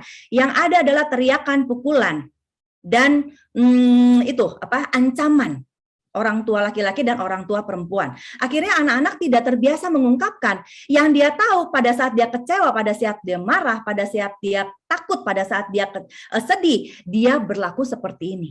Karena itu yang diajarkan. Makanya sangat penting keteladanan untuk kita hadir memberikan teladan. Kita sangat penting juga untuk kita bisa berempati, mengetahui emosinya. Sangat penting juga untuk kita kompak ya, karena dengan kekompakan kita bisa melewati segala titik ya kesulitan atau konflik yang mungkin muncul di dalam pernikahan, di dalam tugas kita menjadi orang tua. Nah, kemudian apa yang kita pelajari hari ini adalah bukan menjadikan kita orang tua yang sempurna. Ya, seorang anak tidak membutuhkan orang tua yang sempurna, tapi kita belajar mereka anak-anak membutuhkan orang tua yang lebih baik setiap harinya. Ya, jadi pada saat kita menjadi orang tua yang sempurna, kita cenderung akan banyak tuntutan karena kita sudah sempurna, kita sudah the best. Tapi kalau kita sadar kita adalah orang tua yang masih belajar, orang tua yang masih bertumbuh, makanya proses parenting ini akan menjadi menyenangkan karena kita akan lihat progresnya lebih baik. Yang penting saya lebih baik dari hari kemarin. Yang penting saya lebih baik dari minggu lalu, dari bulan lalu, dari tahun lalu, ya. Jadi jadikan hari ini ya kesempatan di tahun ajaran yang baru, bukan anak-anak yang tadi mau berubah dari kepompong menjadi kupu-kupu yang indah, tapi orang tua juga yuk mau berubah menjadi sosok yang lebih baik ya. Saya tutup di dalam Roma 12 ayat yang kedua. Kenapa sih kita harus terus belajar? Kenapa sih kita harus punya semangat untuk diperlengkapi? Karena firman Tuhan berkata, janganlah kita menjadi serupa dengan dunia ini. Ya, kemudian berubahlah oleh pembaharuan budimu sehingga kamu dapat membedakan manakah kehendak Allah, mana yang baik, yang berkenan kepada Allah dan yang sempurna. Yang sempurna adalah pada saat kita sudah selesai, ya, proses kita menjadi orang tua sudah selesai dan itu kesempurnaan adalah milik Tuhan. Tapi setidaknya kita mengerti mana yang menjadi kehendak Allah di dalam proses parenting kita. Mana yang baik, mana yang berkenan, dan semakin hari menjadi semakin lebih baik. Ya, semangat parents, Tuhan Yesus memberkati. Wow, terima kasih untuk Ibu Lina untuk pemaparannya. Oke, untuk para orang tua jangan ada yang leave Zoom dulu. Sebelumnya kita akan mengadakan ice breaking ya. Untuk orang tua peraturannya tetap sama. Jadi orang tua akan raise hand setelah pertanyaannya itu dikeluarkan ya. Nanti akan dikirimkan voucher pulsa untuk pemenang, nanti boleh ketik di Zoom kepada saya nanti nomor handphonenya. Oke, jadi peraturannya tetap sama, setelah pertanyaannya keluar baru orang tuanya boleh raise hand ya. Nah, oke, untuk para orang tua udah ready ya.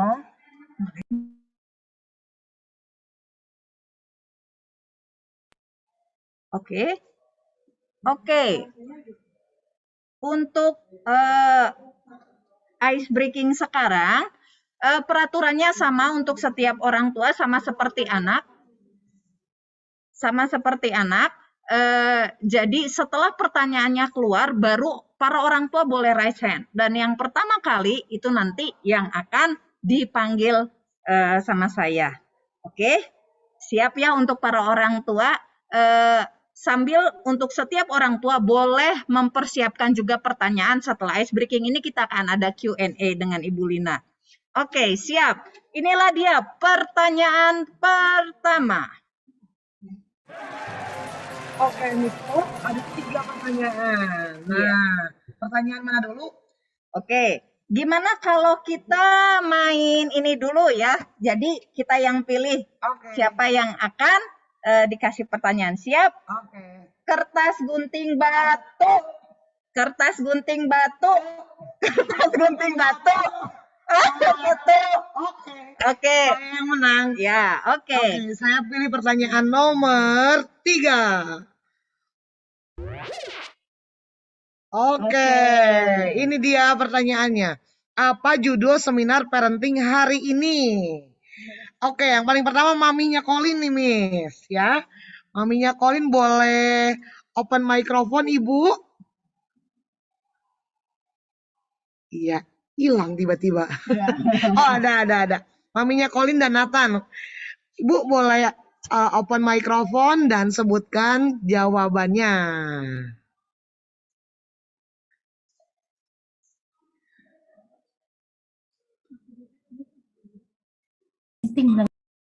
Maaf Bu, sekali lagi Bu, boleh dibuka mute-nya, mikrofonnya. Oke, jawabannya adalah Apa tadi Tan? iya, ternyata maminya lupa lagi jawabannya apa. Oke, Selanjutnya. baik, kita akan pindah ke maminya Excel. Oke, Ibu boleh langsung jawabannya apa, Bu? How to deal with children. Oke, mantap. Nanti akan mendapatkan voucher pulsa. Nanti boleh diketik ya Bu untuk nomornya, boleh diketik ke saya supaya nanti dicatat dan akan dikirimkan. Oke, terima kasih. Terima kasih Bu. Oke, masih ada 2 pertanyaan lagi ya. Oke. Tunggu dulu. Wow, ternyata orang tua juga sama semangatnya dengan anak-anak. Betul. Sebelum pertanyaannya keluar, semuanya sudah raise hand. Tepuk tangan buat orang tua yang semangat. Ya.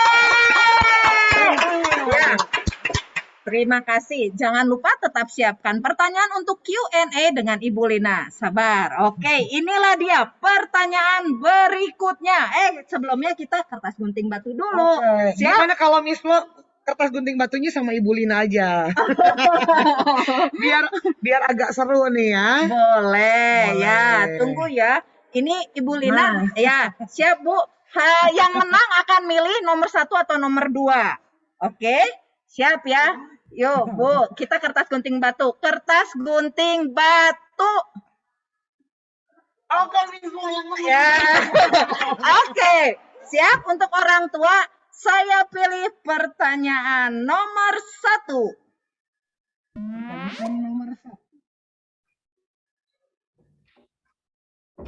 Siapa tokoh yang mengatakan tidak ada anak yang sulit, tetapi orang tua yang kesulitan mengurus anak?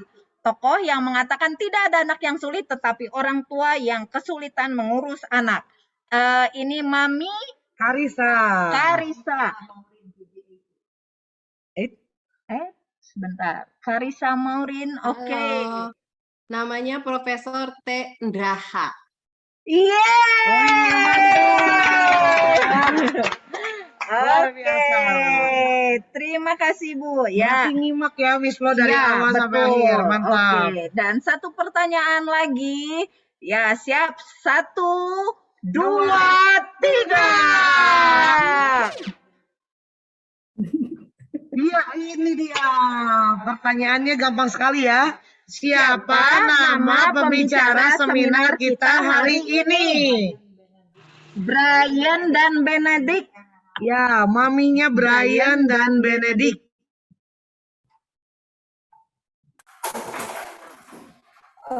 Pendeta muda Lina Arif.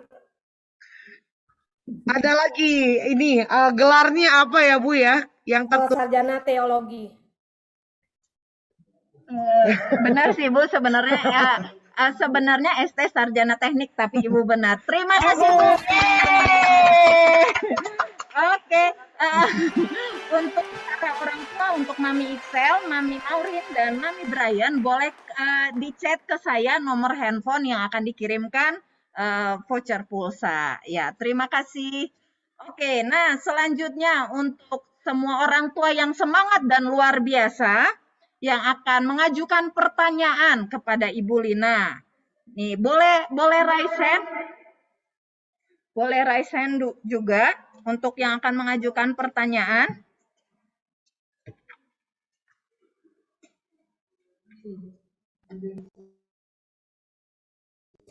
Atau ada yang mau lewat chat juga tidak masalah. Oke, ada yang mungkin mau chat, boleh langsung ke Ibu Lina atau boleh langsung di chat ke saya untuk orang tua yang akan mengajukan pertanyaan atau ada yang mau raise hand. Oke, adakah? Oke, Bu, sebelumnya saya mungkin mau bertanya dulu nih, sebagai seorang guru ya Bu ya. Kadang-kadang kan kita juga luar biasa ya untuk menghadapi beberapa anak yang dengan karakter yang berbeda-beda gitu. Bagaimana sebagai seorang guru, kita sebagai seorang guru itu bisa tetap bersikap adil kepada semua anak, tentunya dengan berbagai karakter dan latar belakang anak yang berbeda. Itu pertanyaan dari saya, Bu. Ya, Miss Flo, terima kasih ya untuk pertanyaannya. Memang tidak mudah ya untuk menjadi guru. Di dalam kelas biasanya handle berapa anak nih, Miss Flo? Di dalam kelas biasanya berapa anak? Saya ada 20 lebih anak, Bu. 20 lebih ya, oke ya. Mereka datang dengan latar belakang yang berbeda, mereka datang dengan kepribadian yang berbeda, temperamen yang berbeda.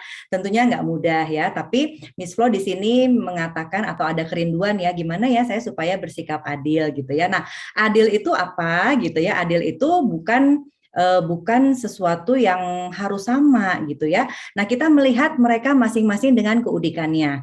Mereka misalkan kita melihat bahwa untuk anak-anak yang aktif, kita mungkin ya mendekati mereka dengan cara yang berbeda untuk anak-anak yang pendiam. Kalau anak-anak yang pendiam kita samakan dengan anak-anak yang aktif, itu akan efeknya atau dampaknya tidak maksimal. Makanya kita harus melihat dulu nih tadi ya, mata panahnya itu macam-macam bentuknya. Kita berdoa, kita diberikan hikmat oleh Tuhan, ternyata masing-masing dengan keunikannya. Pada saat kita bisa melihat mereka sesuai atau sama dengan mata Tuhan memandang, mereka adalah pribadi unik, dahsyat, spesial. Mereka punya maksud Tuhan tertentu hadir ke dunia ini. Kita bisa menghargai mereka. Mungkin anak-anak yang terbatas mungkin ya, ada anak-anak yang cepat aktif merespon pada saat diajar merespon dan hasilnya excellence, bagus. Tapi ada anak-anak yang butuh waktu. Mereka bukan nggak bisa, tapi butuh waktu untuk mereka bisa mengerti, mereka butuh dibimbing lebih dan lain sebagainya. Nah, pada saat kita melihat, kita berdoa pada Tuhan, ini anak-anak pasti akan menjadi sesuatu ditempatkan, kita jadi bisa dengan sukacita ya melakukan atau mengajar mereka. Tentunya pada saat anak-anak ada keterbatasan tertentu, kita bisa share di depan kelas. Misalkan kita memperlakukan suatu anak itu spesial, misalkan ya, ada anak-anak yang mungkin aktif yang mereka perlu menyalurkan energinya lebih gitu ya, kita mengizinkan dia mungkin ada waktu keluar dulu untuk bermain, berlari dan lain sebagainya, kita bisa menjelaskan kepada teman-temannya. Ya, mungkin kan teman-temannya jadi berpikir, kok itu boleh sih keluar, kok itu boleh sih tidak melakukan seperti yang kita lakukan di dalam kelas. Nah, kita bisa menjelaskan dan kita bisa mengajak anak-anak untuk peduli juga kepada temannya. Teman kamu ini punya satu kebutuhan untuk dia mengeluarkan energinya, supaya pada saat energi sudah keluar, dia bisa duduk dengan tenang dan bisa belajar bersama-sama lagi. Kita bantu ya, supaya dia bisa mengeluarkan energinya dan is okay kok kalau teman kamu itu bermain dulu di depan sebentar. Ya, nanti mereka akan bersama-sama lagi dengan kita.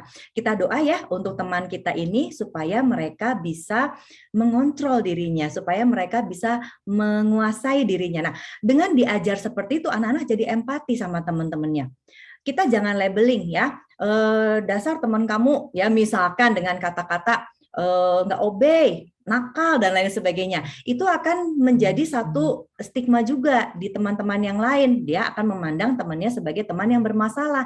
Tapi kalau kita berbagi, menjelaskan ya dengan bahasa sederhana, itu anak-anak jadi empati. Kita doain yuk supaya teman kamu ini bisa menguasai dirinya, bisa lebih baik dan lain sebagainya.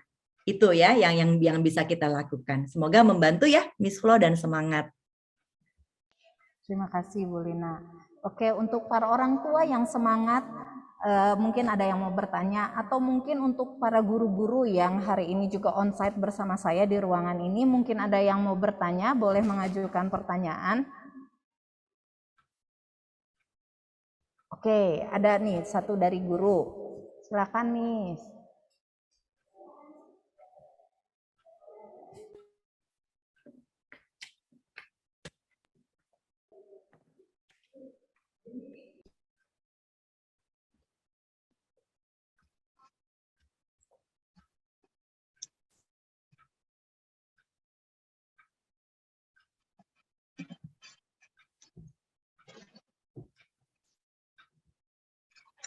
Oke, silakan.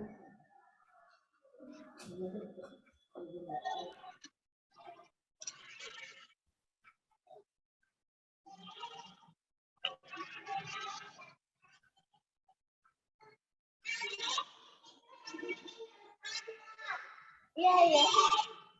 Kan ada lagi tuh yang di sana. Saya mau bertanya, saya murid dari saya orang tua murid dari murid kelas 1B. Saya mau nanya sih ini dari di luar konteks yang ini ya. Cuman kalau misalnya cara menyembuhkan luka inner child yang sudah lama, itu gimana caranya supaya kita tidak mengulangi kembali kepada anak yang selanjutnya? Karena inner child itu kan memang sebuah pola yang sudah tertanam, yang biasanya itu dilakukan oleh orang tua yang mungkin sudah memiliki pola pengajaran atau pola asuh yang zaman dulu militer gitu. Nah, gimana supaya untuk menyembuhkan inner child seperti itu, terutama di zaman sekarang ya banyak banget anak-anak yang memiliki luka dalam inner child-nya dia, dan akhirnya dia menjadi anak yang tidak pede, menjadi anak yang dia tuh insecure, sering banget insecure. Nah, gimana caranya supaya itu tidak terjadi buat anak-anak ke depannya lagi gitu. Terima kasih. Ya, terima kasih dengan Miss, aduh namanya di sini Miss Yuana ya namanya. Oke ya, dengan Miss yang sudah bertanya ya. Terima kasih ya. Nah, inner child itu memang biasanya tuh kalau inner child itu biasanya dialami oleh orang dewasa ya. Jadi memang dia bertumbuh secara dewasa, umurnya dewasa, tapi ternyata emosinya masih anak-anak gitu ya. Jadi ternyata di dalam dirinya itu dia mungkin badannya besar, dia mungkin galak gitu ya, tapi di dalam kecilnya tuh ada di dalam hatinya, di dalam dirinya tuh ada anak kecil yang sedang terluka, yang sedang bersembunyi, yang sedang ketakutan dan lain sebagainya. Kalau untuk anak-anak itu biasanya kita namakan ya luka batin ya, karena dia kan belum menjadi dewasa. Nah, itu polanya sama pada saat kita mau healing ya, pemulihan itu, kita harus menyadari luka kita ada di mana dan peristiwanya apa ya. Ini bukan untuk kita mengingat-ingat lagi yang lama terus jadi membenci orang gitu, bukan. Tapi kalau kita tidak menyadari, tidak mengakui, tidak mengetahui itu dasarnya apa dan peristiwa apa yang melukai kita, itu akan sulit.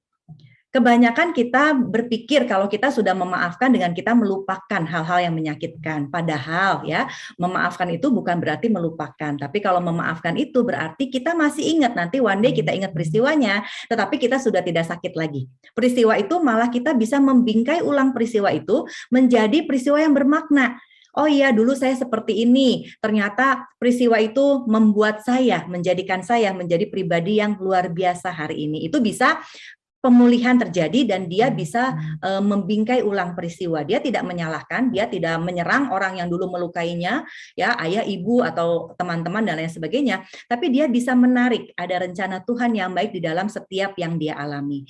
Nah, inner child dalam orang dewasa itu biasanya kita menyadari, kita berdamai bahwa kita memang masih memiliki luka-luka seperti itu. Kita tahu lukanya karena apa, peristiwanya apa, dan kita bisa berkata ke dalam diri kita, ya.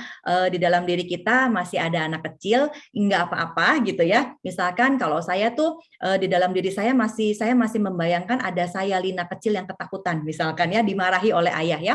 Saya bisa mengafirmasi diri saya dengan mengatakan bahwa Tuhan sudah membuat saya sampai ke tahap ini, saya menjadi dewasa yang luar biasa gitu ya.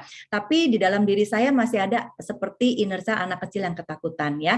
It's okay, kamu anak yang kuat sehingga kamu bisa seperti sekarang. Kamu bisa melalui itunya semuanya tuh dengan luar biasa. Kamu bisa menjadi pribadi yang seperti sekarang dan terbukti Tuhan tidak meninggalkan ya. Jadi it's okay kita mengerti, kita memahami bahwa itu ada di dalam diri kita dan kita berdamai. Kita jangan maksudnya jangan denial gitu ya. Kita berbicara, membayangkan dulu di kita waktu masa kecil itu dan kita bayangkan kamu kuat ya, kamu Lina yang kecil sekarang menjadi Lina yang dewasa, kamu luar biasa kuat. Kamu sudah bisa melewati segalanya, walaupun ada air mata, walaupun ada ketakutan, walaupun ada kesedihan, tapi kamu berharga di mata Tuhan dan Tuhan pimpin kamu sampai sekarang. Jadi kita membangkitkan kembali memori itu supaya kita bisa menyelesaikan satu persatu. Kalau untuk anak-anak yang sudah ada luka dan lain sebagainya, dia mungkin perlu dibantu untuk mengenali lukanya melalui guru-guru tadi dengan meregulasi emosi ya, tanya ya kalau dia ada kecenderungan tertentu, kenapa dia tertutup, kenapa dia marah saja, tanya kenapa dia marah. Untuk dia misalkan dia nggak bisa ngomong saya marah, kita bisa pakai kayak papan atau gambar-gambar emosi. Apa yang kamu rasakan sekarang? Tunjuk yang mana ya, yang sedih, yang marah. Terus nanti bawa lagi dia untuk hal apa sih yang membuat dia marah. Mungkin kita bisa tebak ya, mungkin kita bisa minta konfirmasi, apakah kamu marah karena orang tua mengabaikan kamu, atau apakah kamu marah karena teman-teman membuli kamu. Nah nanti dari situ dia akan mulai terbuka satu persatu. Validasi emosinya dan konfirmasi. Kalau untuk anak-anak yang sulit untuk mengungkapkan emosinya perlu dibimbing. Nah disinilah guru-guru bisa berperan membantu atau orang tua bisa membantu. Kita hindari ya sebagai orang tua atau sebagai guru, gitu aja sedih, gitu aja lebay, jangan ya. Itu justru akan membuat anak-anak tidak dihargai emosinya, mereka akan menutup. Jadi mereka merasa malu untuk mereka mengungkapkan. Pada saat sedih, sedihlah. Pada saat happy, happylah. Pada saat takut, takutlah. Tapi kita beritahu bagaimana kita memproses rasa takut itu. Bagaimana kita tidak dikuasai oleh ketakutan itu. Akan menjadi berbahaya apabila ketakutan, kemarahan menguasai diri setiap kita, anak-anak maupun orang tua. Ya, makanya firman Tuhan berkata bahwa kalau kita marah di Matius itu jangan sampai matahari terbenam. Ya, jangan sampai boleh marah tapi jangan sampai dikuasai oleh kemarahan menjadi marah-marah. Itu yang penting untuk kita bisa lakukan. Ya, semoga ini menjawab. Jadi ada coping mechanism dari kita sebagai orang tua dan dari anak-anak, kita dampingi dan kita minta dia untuk menceritakan peristiwa apa, kenapa. Biasanya tanpa diberikan solusi, begitu dia bisa menceritakan, begitu dia bisa menangis, begitu dia bisa mengungkapkan, itu sudah lega sebenarnya, sudah ada solusi di sana. Ya, semoga menjawab ya, Miss yang tadi bertanya. Terima kasih. Oke, terima kasih. Selanjutnya untuk Mami Mavis tadi Raisen, dan nanti ada juga 2 pertanyaan di kolom chat pribadi ke saya. Oke, silakan untuk Mami Mavis. Ya, saya mau tanya masalah mendisiplinkan anak. Kadang kalau kita mendisiplinkan anak kan kita suka memberikan reward ya buat si anak. Nah, sebatas mana kita bisa memberikan reward pada anak biar si anak itu tidak berpikir dia melakukan sesuatu untuk mendapat reward saja. Makasih. Ya, makasih Bu Mavis yang sudah sharing. Sebelumnya saya mau bertanya dulu nih, Ibu Mavis, apakah sudah bisa menerapkan disiplin sesuai dengan yang Ibu harapkan selama ini? Kalau selama ini sih kadang lebih banyak sih anaknya nurut ya. Kalau misalkan disiplin waktunya belajar itu dia pasti mengutamakan belajar sebelum main gitu. Makan sebelum makan utama, sebelum snack. Nah, dia bisa seperti itu. Terus biasa sih saya menerapkan kalau misalkan main keluar gitu, itu boleh 1 minggu sekali sebagai reward dia udah belajar selama seminggu ini. Cuman saya takutnya tuh sebatas apa gitu, takutnya saya terlalu memberikan reward yang berlebihan. Sehingga si anak berpikir kalau misalkan saya hal-hal kecil lah, nyuruh cuci piring misalkan, suruh mencuci, nah dia pikirnya kalau dia udah melakukan itu dia bisa dikasih makan permen atau apa gitu rewardnya. Ya, kemudian untuk konsekuensi, apakah ada juga disiplin dan konsekuensi selama ini, Bu? konsekuensinya gini, kalau misalkan dia jadi nggak mau belajar nih misalkan, atau belajarnya lama karena main-main, konsekuensinya tuh waktu bermain dia jadi sedikit gitu, dikurangi waktunya. Ya, thank you Bu Mavis. Jadi saya sudah mendapatkan gambaran ya, Ibu mencoba sudah menerapkan disiplin dan ada konsekuensi dan ada beberapa yang diharapkan sudah bisa dipenuhi oleh anak-anak. Tetapi Ibu merasa bingung gitu ya, atau mungkin merasa ragu-ragu sebatas mana saya harus memberikan atau boleh memberikan reward ya. Jadi gini, reward itu baik ya kalau memang itu tujuannya untuk penerimaan anak-anak, untuk menghargai anak-anak dan bukan menjadi tujuan utama untuk anak-anak melakukan suatu hal. Karena nanti pada saat dia menjadikan itu satu tujuan utama, reward dan kita memang itu berupa sesuatu yang mewah, sesuatu yang terus meningkat karena kita sudah habis akal biasanya. Jadi kita pakai reward, kita pakai hadiah karena orang tua sudah tidak udah nggak mampu, udah sangat kesulitan untuk mendisiplinkan atau handle anak-anaknya. Itu adalah jalan akhir menggunakan reward. Mungkin itu bisa menjadi satu solusi sementara, tapi akan menjadi masalah di kemudian hari.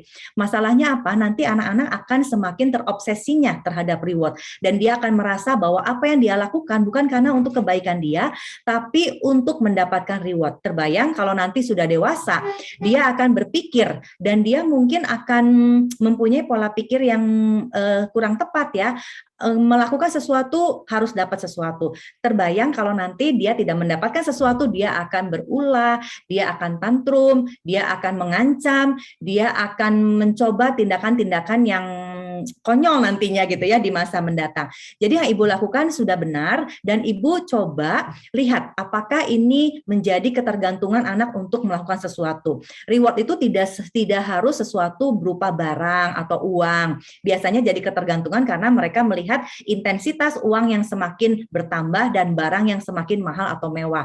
Tapi sebatas reward itu pujian, kemudian reward itu ada hal-hal yang boleh anak-anak pilih untuk dia lakukan di akhir minggu, atau ada hal-hal yang kita sebagai bentuk apresiasi kita itu sebagai ya tadi ya pujian, pelukan, kemudian afirmasi, kemudian hadiah-hadiah kecil ya yang itu kejutan surprise itu bisa menjadi reward itu sesuai dengan tujuan ya. Hati-hati, perlu diwaspadai kalau misalkan ibu sudah merasa anak-anak tidak mau melakukan kalau tidak ada rewardnya.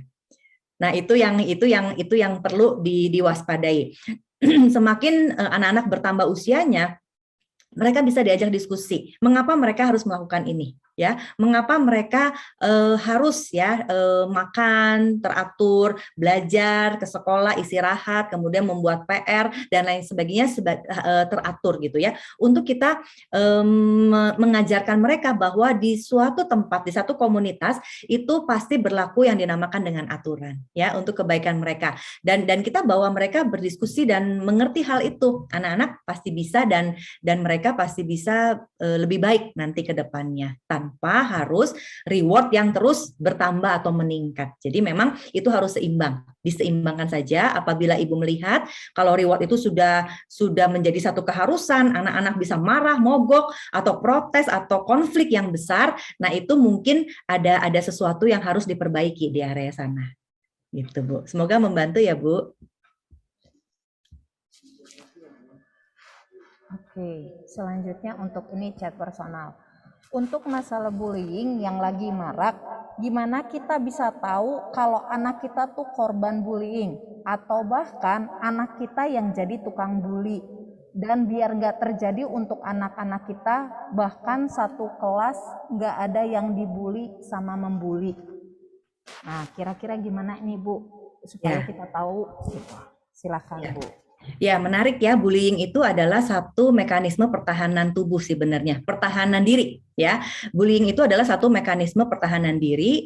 Apa yang dia hadapi kalau dia nggak punya coping mekanisme atau dia nggak punya cara penyelesaiannya, dia akan jadi membuli ya. Itu dari sisi pembuli dan dia yang membuli itu dia bertindak menjadi otoriter, dia bertindak di luar apa yang diharapkan, dia bertindak semena-mena untuk memperlihatkan bahwa dia itu kuat untuk memperlihatkan bahwa dia itu bisa, bahwa padahal sebenarnya di dalam hatinya tuh dia ringkih ya, dia rapuh dan lain sebagainya. Nah tentunya ini ada peran lingkungan ya yang bisa kita diskusikan atau kita tanyakan, apakah ada kejadian yang memang berdampak dalam diri seorang anak, dia jadi murung, dia jadi takut ke sekolah. Kalau ke sekolah pasti ada aja alasannya, sakit perut, kemudian sakit panas, kemudian sakit tangan, sakit kaki gitu ya.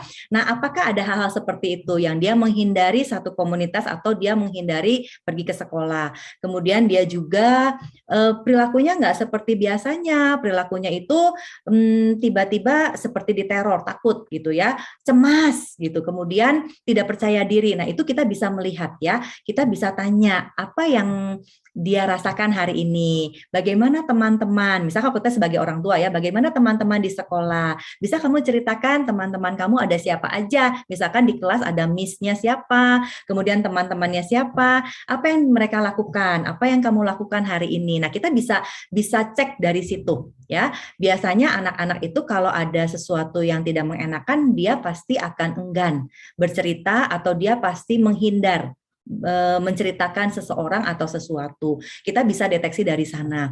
Nah, pada saat kita melihat ada sinyal yang kurang baik, kenapa anak saya murung ya, padahal kalau dicek baik-baik saja, semua oke. Nah, kita bisa konfirmasi kepada guru di kelas ya. Menurut Miss atau apa yang mungkin saya bisa tahu apa yang terjadi dan lain sebagainya. Nah, pada saat menangani orang yang membuli juga itu juga perlu ditangani secara secara perlahan-lahan, secara pribadi ya, karena memang ada sesuatu tadi luka ya di dalam hatinya, dalam dirinya yang dia nggak tahu cara menyelesaikannya, akhirnya dia menunjukkan superioritasnya untuk menekan orang-orang yang bisa dia tekan. Karena dia tertekan, makanya dia keluar menjadi orang-orang yang menekan. Karena dia nggak bisa tidak dihargai, maka dia keluarnya, dia menjadi orang yang ingin dihargai dan dia menekan orang-orang supaya dirinya dihargai, supaya menunjukkan dia yang orang-orang yang superior gitu ya. Nah, kira-kira seperti itu ya, kira-kira seperti itu dan sekolah mungkin bisa mengadakan satu edukasi tentang bullying ya, tentang bullying supaya anak-anak dibekali. Ini tanda-tanda sudah ngebully gitu loh ya. Ini tanda-tanda udah ngebully, mungkin verbal, mungkin secara perilaku tatapan mata, mungkin secara tindakan. Nah, kita mengajari anak-anak kita untuk bisa protek dirinya pada saat dia mengalami situasi seperti ini, apa yang sebaiknya dia lakukan. Pada saat itu dia sebaiknya melaporkan kepada guru, dan pada saat itu sebaiknya dia bercerita kepada orang tua. Nah, tentunya orang tua juga harus bijak ya. Orang tua harus bisa menerima pada saat anaknya melaporkan kalau dia sudah dibully. Orang tua biasanya panik kemudian marahin anaknya, kamu sih gitu jadi kamu dibully, kamu sih kurang gini, kamu sih nggak bisa menempatkan diri, kamu sih nggak cepat jadi kamu dibully. Ingat di sini anak-anak adalah korban. Ya, bukan karena kesalahan mereka. Kalau kita langsung melabel dan kita langsung marahin anak-anak, jadi anak-anak merasa, oh saya tuh dibully karena kesalahan saya. Jadi lain kali mereka nggak mau cerita lagi karena mereka merasa mereka patut untuk dibully. Nah, kalau sekolah bisa mengadakan atau edukasi mungkin sudah pernah diingatkan lagi gitu ya, anak-anak bagaimana menghadapi dan mengapa bully ini bisa terjadi dan supaya kita terhindar dari perilaku membuli, itu satu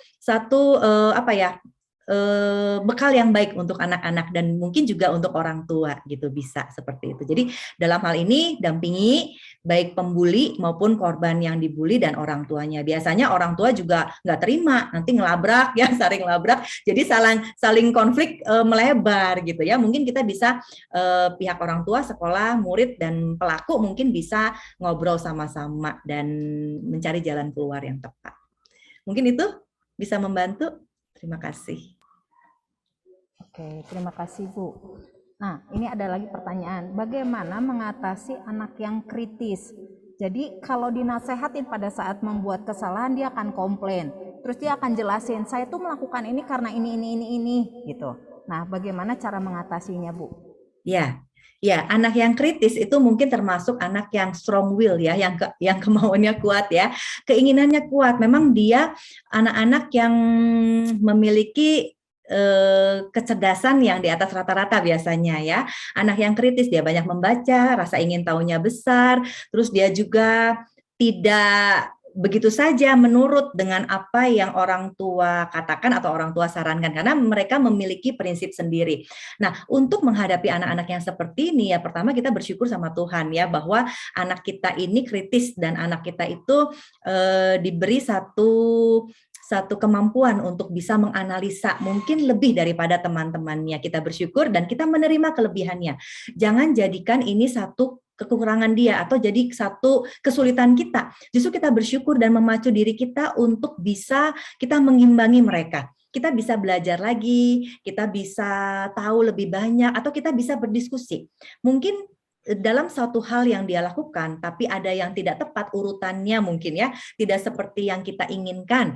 Nah, kita bisa berdiskusi dan jangan merasa kalau kita setuju dengan pendapat dia berarti kita kalah.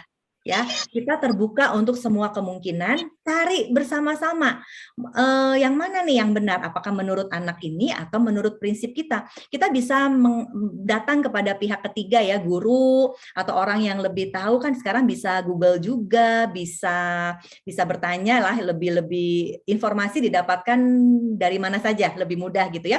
Kita bisa bertanya dan kita bisa mencapai kesepakatan bersama. Jadi dari sini jangan sampai ada satu pihak merasa tidak dianggap ya, atau satu pihak merasa merendahkan diri gitu ya, direndahkan. Jangan, di sini harus sama-sama ingat bahwa proses kita adalah bertumbuh bersama. Jadi tidak masalah kalau orang tua nantinya bisa bertumbuh bersama dengan anak-anaknya. Justru anak-anak tuh akan menjadi tahu, kalau saya punya prinsip saya harus uji. Kalau saya punya prinsip bukan berarti saya harus memaksa kehendak saya, tapi saya harus berdiskusi. Saya harus datang kepada orang yang lebih mengerti. Saya harus meminta pendapat orang, dan saya mungkin kalau sesuatu belum diizinkan, saya harus bisa menunda dulu. Nah, itu bisa diajarkan ya. Mungkin anak ini jadi kekeh ya karena dia kritis, dia one step ahead, dia satu langkah di depan, dia jadi merasa bisa dan pintar pula, dia jadi pengen apa-apa cepet-cepet. Nah, kita bisa kita bisa menawarkan ya bahwa untuk hal ini ada hal-hal yang bisa dilakukan segera, ada hal-hal yang nanti ditunda dulu, atau ada hal-hal yang disimpan gitu ya. Kita ajak dia, mana yang segera, menurut kamu mana yang segera, mana yang bisa ditunda, mana yang nanti disimpan dulu sampai nanti memungkinkan. Ya, kita bisa latih mereka untuk berempati, karena kalau maksudnya kritis, dia secara kognitif ya, secara cara pikir, daya pikir, kita bisa meningkatkan empatinya supaya tidak memaksakan kehendaknya. Mungkin itu yang bisa membantu untuk menjawab. Oke, baik, terima kasih Bu. Nah, ini pertanyaan terakhir. Gimana mengatasi anak-anak yang marah nggak bisa dibatasi untuk bermain gadget, sementara anak jadi cenderung lalai, telat mengerjakan tugas, nggak mau belajar padahal besok ulangan gitu. Jadi hanya mau bermain HP dan tidak bisa dibatasi. Bagaimana cara mengatasinya, Bu? Ya, makasih Miss Flo. Ini adalah fenomena ya, setelah pandemi banyak anak-anak yang seperti ini ya, karena memang pandemi mau nggak mau kita belajar online, pakai gadget, yang tadinya kita bisa membatasi, tapi sekarang HP, laptop, tab itu sudah menjadi kebutuhan pokok gitu ya. Nah, kita harus cari dulu mengapa anak ini sampai sedemikian terikatnya.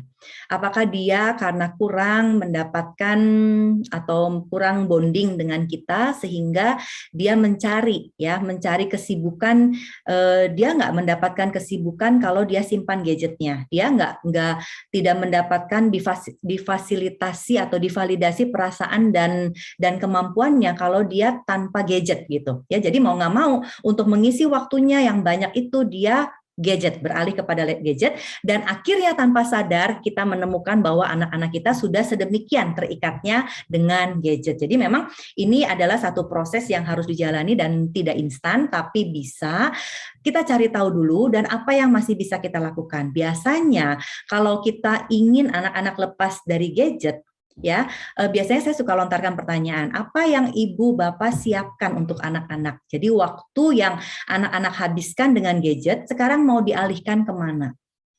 Nah, orang tua harus bisa menjawab dan orang tua harus bisa mengalokasikan energi mereka yang tadinya waktu yang ada untuk gadget, sekarang untuk apa? Yang menyenangkannya sama dengan mereka bermain gadget. Jadi gini, kita jangan dulu mereka untuk taat, untuk bikin PR apa segala macam, tapi kita harus kenali dulu ada kebutuhan yang tidak terpenuhi sehingga mereka mendapatkannya dari gadget, yaitu kepuasan, ya, rasa diterima. Kemudian di gadget itu kan mereka bisa ketemu dengan siapa saja. Ada anak-anak ya usia SMP kelas 1 waktu itu bercerita, dia nggak mau sekolah, maunya homeschooling, dan dia merasa dia bebas bertemu dengan siapa saja di gadget karena pada saat dia onsite ketemu temannya dia dibully. Pada saat saya tanya, kamu di gadget itu ketemu sama siapa aja, game tertentu tuh dia ketemu sama siapa aja. Ternyata anak usia 13 tahun, mereka bergaul dengan anak usia 20 tahun, 27 tahun, anak usia paling tua 27 tahun, dan mereka bisa diterima. Karena aku kalau ngobrol di gadget tuh nyambung. Aku disupport. Saya tanya lagi, disupport dalam bentuk apa? Teman-teman di gadget itu bisa teleponan, mensupport saya kalau saya lagi bete, kalau saya lagi kesal. Kalau teman-teman kamu yang di kelas gimana? Mereka nggak mau support saya, mereka bully saya. Dibilang saya nggak bisa gaul, dibilang saya aneh, dibilang saya makhluk antik dan lain sebagainya. Jadi mereka lari. Nah, kita harus sadari apa yang mereka nggak dapat sehingga mereka dapat dari gadgetnya. Bukan cuma masalah gamenya saja, tapi ada masalah atau isu yang lebih daripada itu. Penerimaan, value, rasa berharga, aman nggak dia cerita sama kita atau sama orang-orang selain di dunia maya. Nah, pada saat kita sudah mengetahui, kita bisa alihkan ya ke dalam situasi atau hubungan yang sama menyenangkannya dengan yang dia dapatkan di gadget. Dia bisa bercerita dengan nyaman kepada orang tua tanpa penghakiman, tanpa dikritik, tanpa di-stop ya, tanpa dibatasi. Dia bisa mencurahkan isi hatinya, dia bisa mendapatkan support dari orang-orang. Nah, itu dulu yang diperbaiki. Pada saat kita memfasilitasi dia dengan kegiatan, misalkan waktu untuk main gadget, kita alihkan. Kita ajak dia ya untuk main basket, untuk sosialisasi, untuk berenang, untuk kegiatan apapun. Nah, dia akan mulai teralih. Jangan sampai gadget diambil tapi kita diemin dia. Dia jadi bingung ya. Saya ngapain, bosen, kembali lagi nanti ke gadgetnya. Jadi orang tua harus bijaksana pada saat gadgetnya dibatasi. Orang tua harus cari kegiatan yang bisa mengkompensasi untuk anak-anak bisa lakukan. Ya, dengan bermain, bawa bersosialisasi ke teman-teman yang kita aman untuk dia, mungkin kita ikutkan dia gitu ya ke dalam dampingi dia untuk ikut kursus yang dia suka, bukan yang dia nggak suka ya, bukan yang kita suka. Kursus-kursus atau potensi-potensi yang selama ini tertutup karena dia main gadget, kita bawa ke tempat-tempat yang mengoptimalkan potensi dia, les gambar lah, les musik lah, dan lain sebagainya ya. Dari situ anak-anak akan mulai teralih. Jadi jangan kita rampas gadgetnya, kemudian kita langsung harus ini itu dan pekerjaan yang dia benci itu bertahap. Memang goalnya sampai ke sana, ya tujuan tercapai goalnya sampai ke sana. Dia jadi anak yang tahu prioritas, dia jadi anak yang ngerti untuk aturan-aturan. Tapi ada tahapan yang harus dilalui, yaitu kita cari dulu kenapa dia sampai terikat di sana. Kenapa dia sampai nggak bisa lepas, dan kompensasi apa yang kita bisa tawarkan untuk dia lakukan. Pasti akan konflik di sana, tapi sedikit demi sedikit ada progresnya, itu sudah satu jalan keluar untuk menuju solusi yang lebih baik. Ya, mungkin itu dari saya. Baik, terima kasih Bu.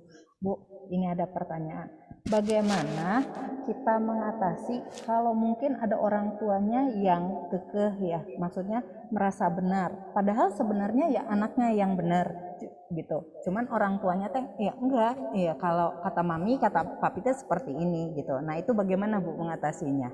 Ya, menarik ya. Ini menarik sekali. Orang tua merasa benar itu pasti ada macam-macam alasannya ya. Karena mungkin untuk anak-anak usia di atas usia disiplin ya 0 sampai 5 tahun mungkin ya. Kalau 0-5 tahun kayaknya anaknya nggak akan protes deh.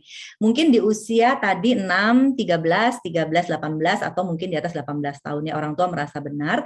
Nah, disinilah orang tua perlu mengikuti perkembangan dan perlu merendahkan hati gitu ya. Bukan untuk kita jadi dilecehkan atau diinjak-injak oleh anak-anak, tapi kita jadi bisa masuk ke dunia mereka, kita jadi bisa menjadi sahabat untuk mereka. Nah, kita mungkin membuka diri karena apa yang mungkin kita dulu percayai itu tidak berlaku lagi di masa sekarang. Apa yang dulu kita rasa benar itu sekarang mungkin sudah tidak berlaku lagi gitu ya. Anak-anak sudah memperoleh kemudahanmu. Misalkan gini, kalau dulu kan kita kalau bikin tugas tuh harus ke perpustakaan, diketik manual, cari sumber-sumber tuh kayaknya sulit gitu ya. Kemudian kita terus menekankan itu kepada anak-anak ya, seakan-akan kemudahan yang mereka dapatkan saat ini adalah satu yang kurang tepat. Jadi anak-anak tuh nantinya semua serba mudah, tidak ada daya juang, kemudian anak-anak tuh ngegampangin sesuatu. Ya, kita selalu menyalahkan mereka ya. Mungkin zaman dulu mama seperti ini, kamu usia segini kok belum bisa seperti mama. Kita mungkin mereview kejadian yang nggak enak atau keadaan kita zaman dulu tuh ke dalam posisi anak-anak. Anak-anak tuh nggak akan ngerti karena zamannya beda. Nah, mungkin kita bisa seperti itu, ya. Zaman dulu seperti itu dan kita seperti ini karena ada satu goal yang ingin kita capai. Saya dulu masa muda saya umur 10, umur 15 tuh mandiri seperti ini, ya. Sehingga saya sekarang bisa tough, nggak seperti generasi strawberry katanya gitu ya, cepet penyok gitu ya. Tapi anak-anak kok sekarang daya juangnya nggak ada ya, mereka santai, leha-leha. Jadi apakah saya balikin ya ke masa pendidikan saya zaman dulu gitu ya. Nah, ternyata apa yang kita alami pada saat kita terapkan di masa ini ya sudah kurang tepat. Mereka sekarang dapat referensi, bikin tugas dari mana-mana, ada kemudahan. Justru kita mungkin bisa menimbulkan atau menumbuhkan daya juang mereka dengan cara yang berbeda, bukan menyamakan situasi sampai ke masa dulu, tapi kita bisa terbuka hal-hal apa nih yang bisa kita lakukan. Mungkin dalam hal sosialisasi ya, mereka harus terus bonding, harus ketemu orang, tidak dengan dunia maya saja karena dunia ke depan ini akan mengerikan ya. Semua bisa hidup di dunia maya yang dinamakan dengan metaverse yang sedang dirintis sekarang. Semua akan pindah ke sana. Tapi ingat satu hal yang tidak bisa pindah ke metaverse adalah hubungan antar pribadi. Hubungan kasih sayang, penerimaan, kita bisa melihat ekspresi, sentuhan, ya, begitu pelukan, kemudian tepukan di bahu, ya, kata-kata penguatan, ekspresi kita bertemu tatap dengan muka dengan muka, itu yang tidak bisa digantikan di dunia maya. Nah, dari sini kita bisa melihat bahwa ada hal-hal yang bisa kita pelajari, supaya apa? Bisa diskusi sama anak-anak. Nggak apa-apa pada saat kita merendahkan ya standar kita turun ke dunia anak-anak, kita belajar banyak hal dan kita bisa memiliki satu value yang sama dengan anak-anak. Jadi memang mungkin perlu pihak ketiga ya, ada guru, ada sekolah yang bisa menjembatani supaya orang tua tidak merasa benar dan anak-anak juga bisa diakomodir pendapat dan perasaannya. Ya, jadi ini kerjasama semua pihak ya. Beruntung dan bersyukur ada sekolah Joyce Kids dan sekolah Parahyangan Mulia yang memfasilitasi, memperlengkapi sedemikian rupa ya, guru-guru di training, anak-anak juga diajarkan karakter dan lain sebagainya. Untuk apa? Untuk bisa ada kerjasama yang baik antara sekolah, orang tua dan anak-anak. Ya, mungkin itu dari saya. Baik, terima kasih Bu. Nah, sekarang kami meminta untuk Ibu Lina boleh mendoakan setiap orang tua, bahkan kami para guru ya Bu ya, yang ada di Zoom meeting ini, dan bahkan ada teman-teman guru juga yang onsite saat ini, boleh berdoa untuk kami Bu. Ya, dengan senang hati ya. Setelah kita menyadari, setelah kita menerima, kita bisa melakukan, ada firman Tuhan juga yang dibagikan tadi ya, menguatkan anak-anak, menguatkan orang tua bahwa kita tidak sendiri ya. Parenting itu adalah proses yang panjang, berliku-liku, tidak ada ujungnya karena seumur hidup kita menjadi orang tua, anak-anak akan belajar bagaimana menjadi orang tua dan nanti anak-anak akan belajar bagaimana mereka menjadi opa-oma untuk generasi berikutnya. Ini bukan hal yang sulit, bukan hal yang tidak bisa dilakukan, tapi bersama dengan Tuhan kita pasti bisa. Yuk, kita mau tutup acara ini di dalam doa. Tuhan Yesus, kami mengucap syukur untuk apa yang sudah Tuhan berikan hari ini. Di tahun ajaran yang baru ini, kami bersatu hati, orang tua, guru, yayasan, murid-murid juga bersatu hati, menyerahkan hati kami, menyerahkan langkah kami ke depan untuk Tuhan memimpin setiap kami. Tuhan, kami menyadari bahwa ke depan langkah kami sebagai orang tua itu tidak mudah, akan ada tantangan yang baru karena di new normal ini kami dihadapkan dengan cara pembelajaran yang baru. Juga kami begitu dibuat terkejut dengan perkembangan zaman yang demikian rupa, bahwa teknologi sudah dikembangkan jauh dari apa yang kami pernah bayangkan. Tapi kami percaya bahwa firman Tuhan tetap berlaku, itu kekal mulai dari dulu, sekarang, sampai selama-lamanya. Pada saat ini kami orang tua dan juga kami guru-guru menyerahkan di hidup kami, diri kami, untuk dipimpin seturut dengan kebenaran firman Tuhan. Zaman boleh berkembang, pendidikan boleh berkembang, tapi kami tahu, kami yakin dan percaya firman Tuhan itu kekal, firman Tuhan yang menuntun setiap kami, firman Tuhan yang menopang setiap kami, menunjukkan jalan yang harus kami tempuh, firman Tuhan yang memampukan kami sebagai guru-guru dan orang tua untuk kami mendidik anak-anak kami, membawa mereka ke jalan yang patut bagi mereka. Tuhan, terima kasih untuk Tuhan yang sudah memberikan sekolah yang luar biasa, Joy Kid dan Parahyangan Mulia, yayasan, guru-guru, kepala sekolah, orang tua yang luar biasa, yang sadar bahwa sedari kecil anak-anaknya memang harus dididik untuk takut akan Tuhan. Orang tua yang mau merendahkan hati, orang tua yang mau mengerti dan mau memvalidasi perasaan anak-anaknya. Terima kasih juga untuk anak-anak yang sudah mau dididik, anak-anak yang sudah mau berubah, anak-anak yang sudah mau ikuti semua yang diajarkan, semua yang diterapkan oleh sekolah. Kami berdoa untuk 3 pihak ini, ada orang tua, sekolah, juga anak-anak, gereja juga yang terlibat di sini. Tuhan memberkati terus, Tuhan tambahkan hikmat, tambahkan takut akan Tuhan, sehingga mengelola semua kegiatan belajar mengajar bisa dilakukan dengan menempatkan dan mengutamakan bahwa Tuhanlah di atas segala-galanya. Terima kasih Tuhan, Kau yang memberkati semua yang dikerjakan oleh orang tua. Orang tua juga tidak akan kekurangan hikmat, orang tua tidak akan kekurangan kreativitas dalam mendidik anak-anaknya, orang tua tidak kekurangan kasih sayang karena kasih yang sempurna sudah mereka dapatkan di dalam Engkau sendiri. Berikan kerajinan, kepintaran anak-anak yang luar biasa, anak-anak yang bertumbuh semakin besar, semakin dikasihi manusia dan semakin dikasihi oleh Tuhan. Guru-guru yang semakin takut akan Tuhan, semuanya ya Bapak kami serahkan ke dalam tangan Tuhan. Kami akan berpisah hari ini. Tuhan yang terus mempersatukan kami dengan tali kasih-Mu, hanya di dalam nama Tuhan Yesus Kristus kami berdoa dan mengucap syukur. Amin. Oke, terima kasih Ibu. Saat ini kepada Miss Nana selaku Head of School untuk menyampaikan sesuatu. Silakan kepada Miss Nana. Ya, thank you Miss Flo. Wah, Shalom. Luar biasa hari ini, Bu Lina, kita semua diberkati. Baik Bapak, Ibu, para orang tua, guru-guru semua, juga saya juga nih, wah diberkati luar biasa. Terima kasih sekali lagi Bu Lina. Wah ini Bu Lina ini orang yang luar biasa. Ibu ini sangat konsen sekali dalam hal anak, dalam generasi, bahkan sampai sekolah lagi untuk mengambil master. Untuk dalam konselor ya Bu Lina ya. Ya, luar biasa. Kita kasih applause yuk, para papi mami yuk, buat Ibu Lina. Thank you banget ya Bu ya. Tolong jangan kapok ya untuk memberkati kita semua, untuk memperlengkapi kita semua. Nah, Bapak Ibu yang dikatakan oleh Ibu Lina itu saya akan tekankan kembali bahwa sekolah kita, Joy Kid dan Parmul itu adalah sekolah yang benar-benar menekankan karakter Kristus.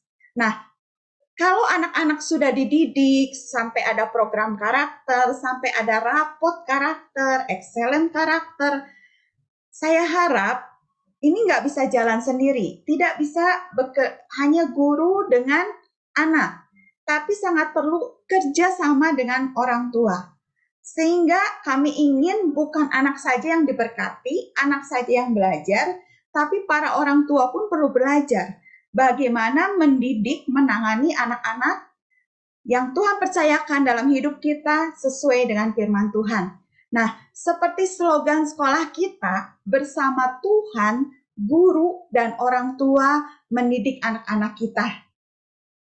Kita nggak bisa jalan sendiri ketika kita bekerja sama bersama Tuhan, guru, dan para orang tua mendidik anak kita, maka kita percaya anak-anak kita menjadi anak-anak yang takut akan Tuhan, mereka berkarakter, dan mereka menjadi anak-anak yang luar biasa, pintar. Nah, maka saya harapkan agar setiap adanya parenting yang kita udah siapkan di sekolah ini, saya minta Bapak Ibu bisa hadir.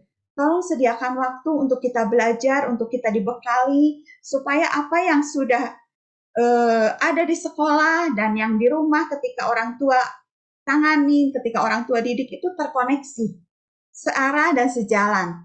Oke, sekali lagi terima kasih banyak para orang tua. Saya minta sekali lagi kalau ada parenting, yuk kita sama-sama. Bahkan saya minta bukan para mamamnya aja ya, bukan para ibu-ibunya aja. Ternyata bapak-bapak juga penting ya. Oleh sebab itu hari ini saya tiba-tiba wah tak banget gitu. Saya mau kasih khusus voucher pulsa ya Miss Plo ya. Khusus untuk orang-orang yang saya lihat di layar Zoom ini. Wajahnya wajah para pria, bapak-bapak. Karena kalau ada parenting itu langka kalau ada bapak-bapak. Kalau bapak-bapak sudah hadir dengar parenting, berarti anak-anaknya akan jadi anak-anak yang luar biasa. Ya, saya lihat di sini ada dari Toddler 2. Iori, tolong catat Miss Flo. Oh iya, siap Bu. Ya, terus saya lihat lagi. Ya, yang sampai akhir nih.